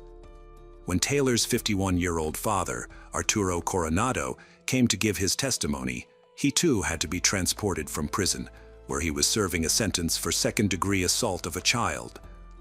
His testimony revealed that Taylor had some issues during her high school years. As a way to address these issues, her father sent her to live with her grandparents in Texas, where she eventually graduated. He also stated that shortly before Mata was born, Taylor was admitted to the Nicollet Psychiatric Center due to hallucinations and suicidal thoughts. The father added that Taylor was doing relatively well until her husband came into the picture and got her addicted to drugs. Similarly, when Taylor and Shad's mutual friend Alexander Gannon came to testify, Taylor continued to giggle and laugh throughout his testimony. Alexander confirmed that he had known Taylor and Shad since they attended Bellevue Middle School together and that the two were dating back then. He also provided his account of the day of the murder, stating that he was with them at Taylor's apartment, drinking, and left around 1 or 2 a.m. as it was getting late. Alexander further mentioned that he had tried to contact Shad the next day, but received no response. Taylor was seen wearing a spit guard, usually used for those attempting to spit on officers or court personnel during his next court appearance. Taylor's second cousin, Valerie, and some of his more distant relatives showed up to testify that while Taylor needed psychological treatment at the moment, he should be given another chance in the future.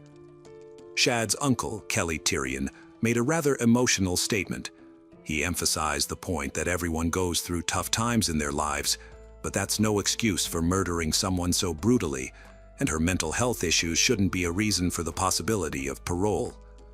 When it was Shad's father, Michael Tyrion's turn, he made a surprising statement by forgiving Taylor for his actions.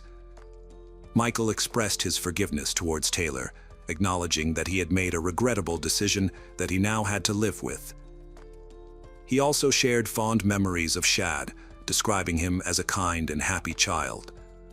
Despite the gravity of Taylor's actions, Michael extended forgiveness and expressed hope for Taylor's future. He mentioned the possibility of requesting the judge to consider allowing Taylor to re-enter society at some point, emphasizing that everyone makes mistakes and has the potential to change for the better.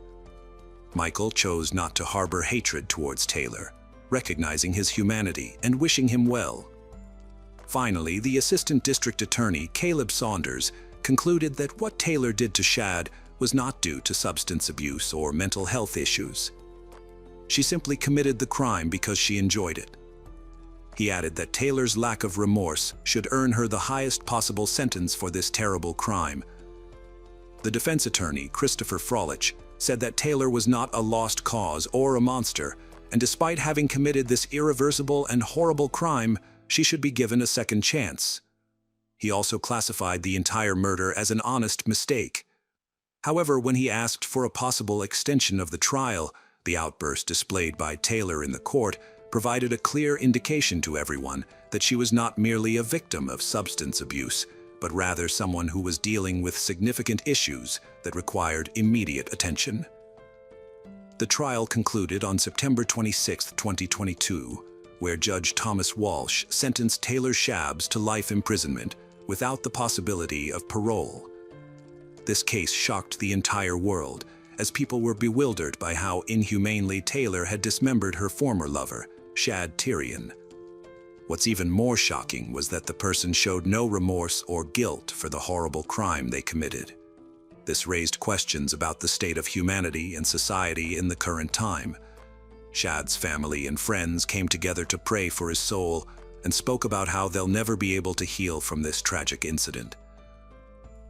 It was also shocking that even after knowing the gravity of the crime committed by Taylor, her family was ready to defend her and blame her upbringing for the crime that she committed. Today's case was truly a disturbing one.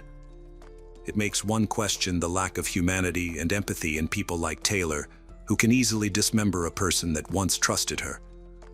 It also highlights that strained family relationships and lack of parental guidance in a child's life when they're growing up can indeed create a monster like Taylor Schabbs. Hello friends, welcome to our channel. Today we're going to take a look at another horrible case with you, the case of Georgia Williams. Shropshire, England witnessed a tragic tale of a vibrant young woman, Georgia Williams, whose promising life was cruelly cut short, leaving a profound impact on the community. Georgia Williams was born on September 17, 1995, in Telford, Shropshire, England. Growing up in a tight-knit family with her parents, Lynette and Steve Williams, alongside her older sister Scarlett, Georgia's upbringing was filled with love and support from a young age. Georgia exhibited a compassionate nature, always eager to lend a helping hand and ensure the happiness of those around her. However, this admirable quality would eventually become a vulnerability. Despite facing bullying during her middle school years, Georgia's transition to high school marked a significant turning point. She found herself embraced by a circle of friends, becoming a popular and beloved figure within the school community. Her compassionate nature and leadership skills were evident as she ascended to the role of head girl, alongside her academic pursuits. Georgia pursued her passion for service by training as an air cadet, nurturing dreams of serving as an RAF paramedic in the future. Upon reaching 17 years old, Georgia secured a position at a local petrol station, where she quickly established rapport with her colleagues. Among them was Jamie Reynolds, a 22-year-old man who seemed withdrawn and disconnected from the group. Moved by her compassionate nature, Georgia extended a hand of friendship to Jamie, determined to help alleviate his sense of isolation through her efforts. Jamie gradually integrated into the social circle of their workplace, participating in group activities and forging connections with his colleagues. As time passed, Jamie found himself developing affection for Georgia, recognizing her as the only person who had shown him kindness and believed in his potential. Filled with hope, he began to consider the possibility that Georgia might reciprocate his feelings. Encouraged by this belief, Jamie gathered the courage to express his sentiments to Georgia, conveying his desire to pursue a romantic relationship with her, even envisioning the prospect of becoming her boyfriend. However, Georgia, aware of Jamie's emotions, politely declined his romantic advances. She conveyed her reluctance to engage in a romantic relationship and emphasized her commitment to preserving their friendship.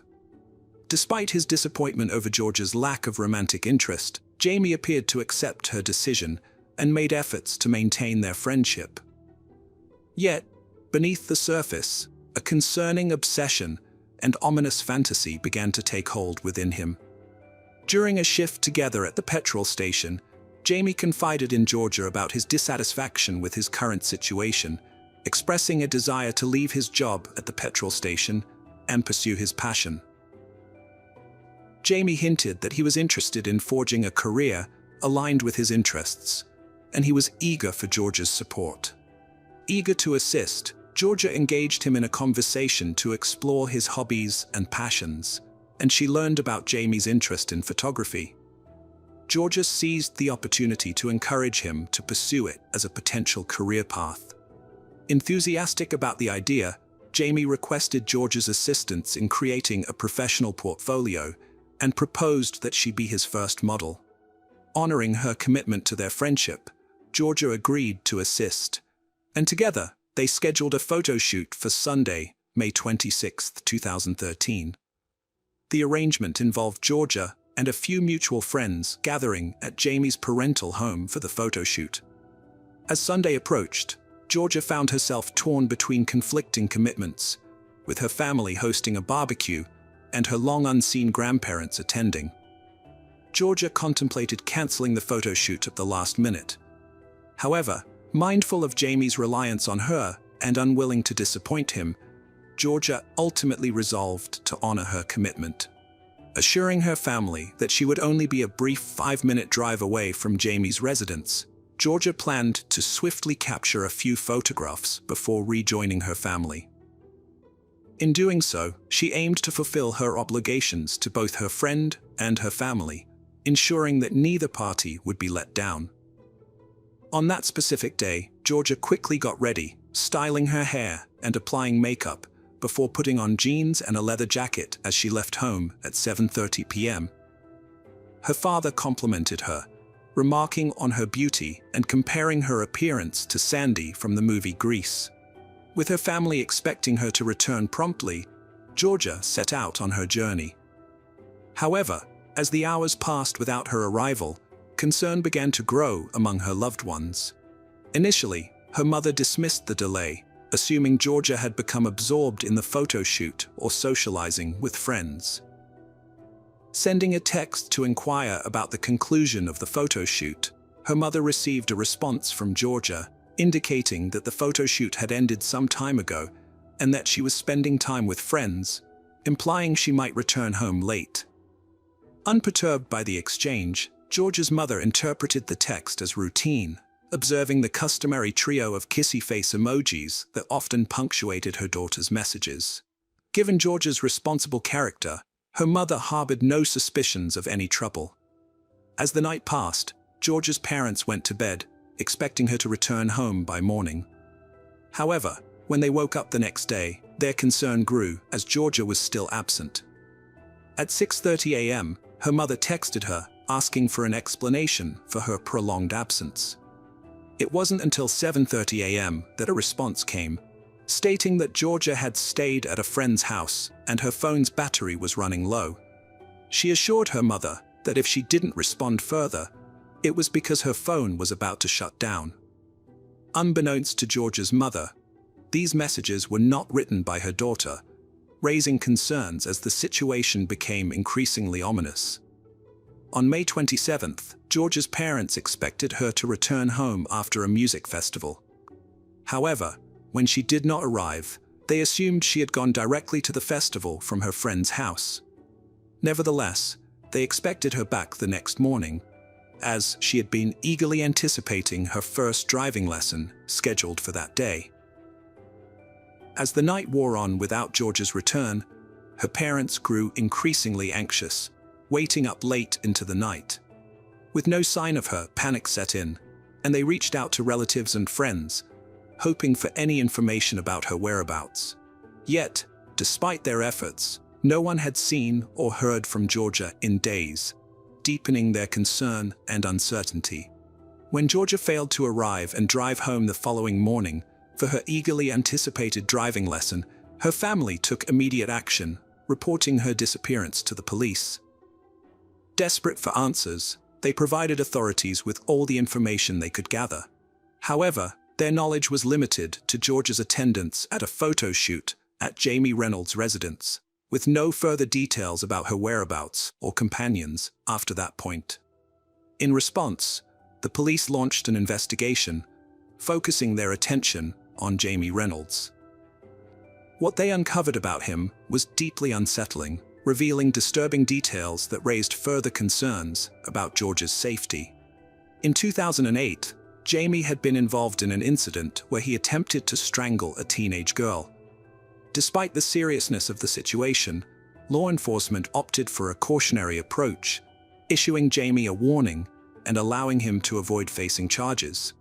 However, when authorities stumbled upon this troubling episode in Jamie's past, their suspicions intensified, with Jamie emerging as the prime suspect in Georgia Williams' disappearance. Police wasted no time in paying him a visit, arriving at his residence. Encountering silence upon knocking on the door, they resorted to forced entry, combing through the premises but finding no trace of Jamie. Thus, a frenzied manhunt ensued as authorities intensified their efforts to track down the elusive suspect. After thorough inquiries at the petrol station, it became evident that none of their co-workers had encountered Jamie or Georgia.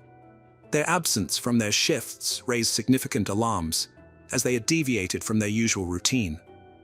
Although Jamie's parents were unreachable due to their vacation, they provided authorities with crucial information regarding the registration of Jamie's van. Had with this vital lead, police across Shropshire promptly disseminated alerts to law enforcement agencies nationwide, urging them to be on high alert for Jamie's van. Before long, the authorities tracked down Jamie in Glasgow, Scotland, a staggering 200 miles from his home. His sudden departure from the country sent shockwaves, which served as a glaring indicator of suspicious behavior. On May 30th, the Glasgow police apprehended Jamie Reynolds at a modest hotel. Acting on suspicions of kidnapping, they took him into custody without delay, and he faced immediate interrogation regarding Georgia's whereabouts. However, Jamie maintained ignorance of her location, offering no helpful insights to the investigators. Subsequently, he was escorted back to Shropshire for further questioning, as Georgia's loved ones anxiously awaited updates. They received disheartening news regarding the investigation's progress. The grim outlook devastated the family, amplifying their anguish, with Jamie now detained as the primary suspect. Law enforcement seized the opportunity to search his residence thoroughly for any pertinent evidence. During the search, authorities stumbled upon a camera containing an SD card. However, their hopes of uncovering vital clues were dashed when they discovered that all files had been systematically deleted, leaving investigators to grapple with another frustrating setback. The camera underwent forensic examination at the police station, where experts diligently worked to retrieve the deleted files. Upon successful recovery, the retrieved data delivered a chilling conclusion to the investigation. Among the recovered files were several images captured on the day of the photo shoot, offering a haunting glimpse into Georgia's final moments. The initial photographs depicted Georgia in seemingly ordinary poses at the outset of the photo shoot, confirming her presence at Jamie's residence that fateful day. Despite her outward appearance of contentment and compliance, it was evident that Georgia remained unaware of the sinister intentions lurking beneath Jamie's facade. Tragically, she unwittingly walked into a perilous situation, unaware of the impending danger that ultimately befell her. As the authorities sifted through the images, the tone grew increasingly grim and unsettling. Subsequent photographs revealed a harrowing sequence of events, portraying a distraught Georgia stripped of her clothes, standing atop a red recycling bin, her hand seemingly bound behind her with a hanging rope ominously overhead. Tragically, the footage captured Jamie Reynolds' heinous act as he callously filmed Georgia's final moments, depicting her futile struggle for breath. Shockingly, he proceeded to engage in despicable acts of necrophilia, violating her lifeless body in various rooms of the house, including his parents' bed, to compound the horror. Jamie documented his depravity with hundreds of additional photographs, showcasing Georgia in degrading positions. He callously stripped her of her jewelry, preserving them as grotesque trophies of his heinous crime. The police relentlessly scoured Jamie's residence, unearthing a staggering collection of 16,800 graphic photographs and 72 distressing videos. These explicit materials depicted unimaginable acts of violence, including sexual assault and snuff films showcasing torture and murder. Shockingly, it became apparent that Jamie himself was actively engaged in the creation of his snuff film, a chilling revelation. In an admission, he confessed to deriving pleasure from acts of strangulation. Alarmed by their son's dark fascination, Jamie's parents abruptly cut short their vacation to meet with the authorities. During their conversation, they disclosed that Jamie had been exposed to this disturbing brand of ultra-violent pornography since he was just 14 years old. It is possible that his exposure to such content could have occurred even earlier.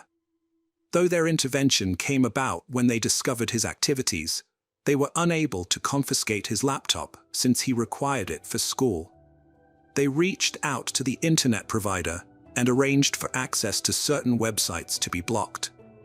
Nevertheless, at the age of 14, he independently contacted the internet provider and secured his own private Wi-Fi by making the payment, ensuring that his parents remained unaware of his continued access to these websites. When his parents initially discovered him viewing these videos, they grew alarmed and informed the police and Child Protective Services. However, they were informed that no action could be taken, as viewing such content was not deemed illegal.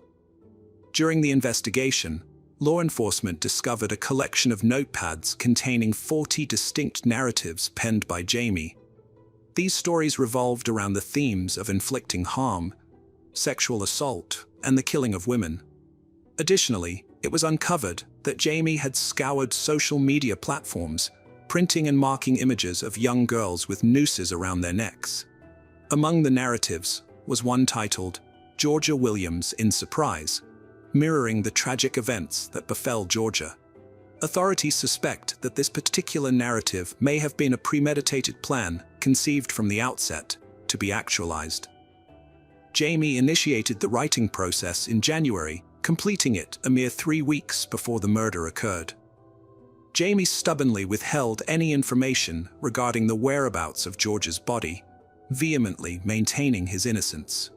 Faced with his refusal to cooperate, investigators embarked on a painstaking journey to retrace Jamie's movements from the Monday morning following George's murder. Their investigative trail commenced at the petrol station, where surveillance footage captured Jamie refueling his vehicle, unaware that George's lifeless body lay concealed in the back of his van. Following the fuel stop, Jamie embarked on a journey spanning 60 miles, eventually arriving at a movie theater. Remarkably, he callously abandoned George's remains in the van parked within the theater's lot, before proceeding inside to indulge in a film screening.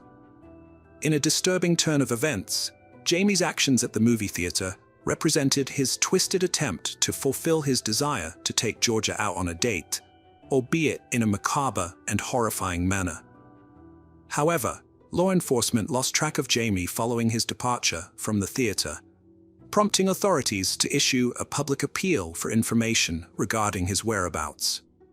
Fortunately, this appeal yielded results, with individuals coming forward to report sightings of Jamie's van in the vicinity of the New York-Georgia mountain pass near Exum. This area, abundant with dense woodland and treacherously muddy terrain, served as the backdrop for Jamie's attempt to evade capture. Recollections of Jamie and his van were vivid among locals, particularly due to an incident where his vehicle became mired in mud. Good Samaritans had intervened to help extricate it from the muck. Acting on this crucial tip, law enforcement ventured into the wooded area where Jamie had been spotted. Tragically, it was in this secluded setting that they made the grim discovery of George's unclothed body. Following the recovery, George's remains were transported back to Shropshire. A subsequent post-mortem examination revealed that Georgia had succumbed to asphyxiation, likely resulting from pressure applied to her neck by a ligature. Additionally, forensic analysis uncovered bruising on her back, indicative of Jamie having forcefully pressed her downward using his knee, exacerbating her helplessness and suffering. Despite steadfastly maintaining his innocence and denying any involvement in her murder, Jamie's stance took a dramatic shift on the inaugural day of the trial in December 2013. Without warning, he opted to rise and plead guilty to all charges leveled against him. In a poignant moment, George's father addressed the court, articulating the enduring anguish he and his wife bore from the haunting image of their daughter's lifeless body, lying in the solemn confines of the hospital's chapel of rest, an indelible scar etched upon their souls for eternity. Throughout the trial, revelations surfaced regarding Jamie's prior brushes with the law.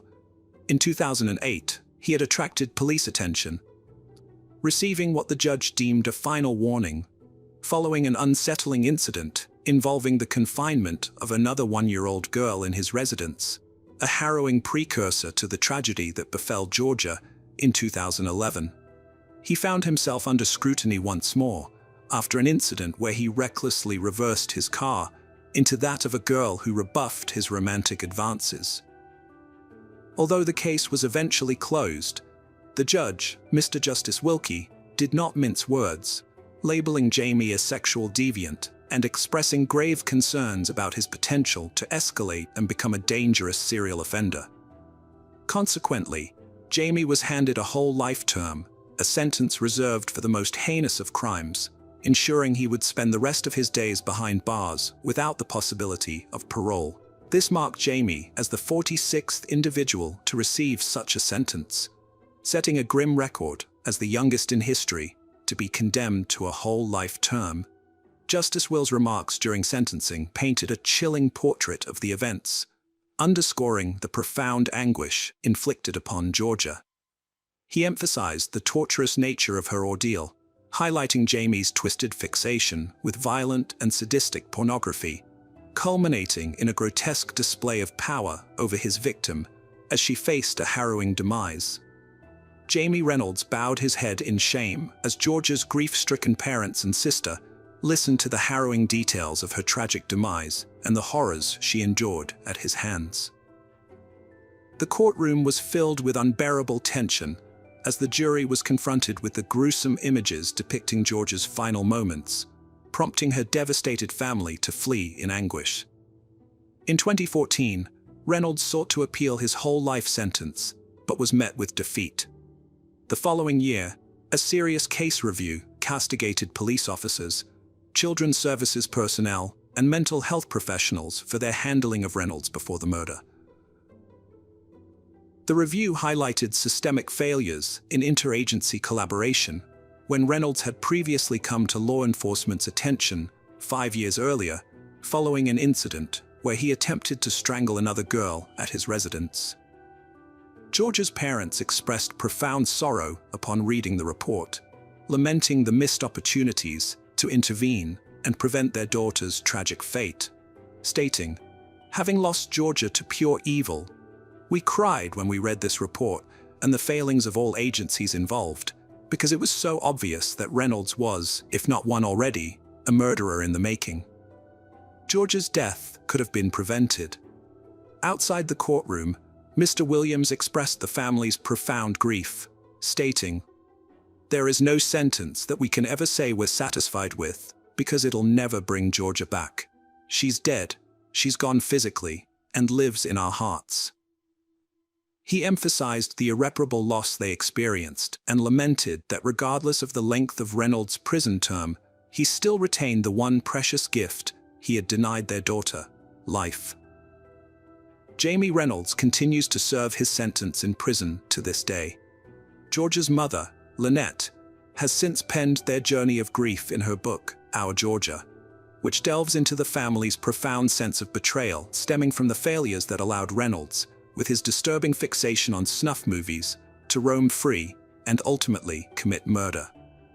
Described as a powerful and moving memoir, the book serves as both a tribute to Georgia's memory and a poignant exploration of the aftermath of her tragic death. Georgia's tragic passing inflicted irreparable wounds upon those who cherished her, leaving behind an unfathomable void. Her absence stands as a poignant reminder of the fleeting nature of life and the importance of treasuring each precious moment with our loved ones. In the wake of her loss, the community united in solidarity, offering unwavering support to Georgia's grieving family and friends, providing a source of solace during their darkest days. Hello friends, was his loyal secretary, and spent long, though not excessive, hours immersed in his work. Parente's disciplined lifestyle, which did not involve profanity or post-work social gatherings, maintaining strong ties with her friends back home in Garden City. Their younger daughter, Kathryn, aged 11, exhibited exceptional talent and was highly admired by the teachers and staff at Garden City Middle School, and left lifeless in bed. Shortly thereafter, Kathryn, their youngest daughter, met a similar fate, succumbing to the same violent methods as her mother and being placed beside her. Staff members what happened. A hotel manager then went into the room and found William Parente's lifeless body in the bathroom.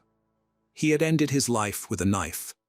The manager called emergency services right away. $20 million resulted in direct complaints against Parente, with one investor reporting a loss of $450,000. Financial investigations revealed that checks totaling $245,000 issued by Parente to investors had bounced, prompting further complaints to the New York Attorney General's office.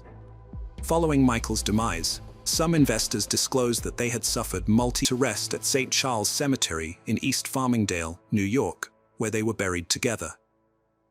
In contrast, William Parente received a separate private funeral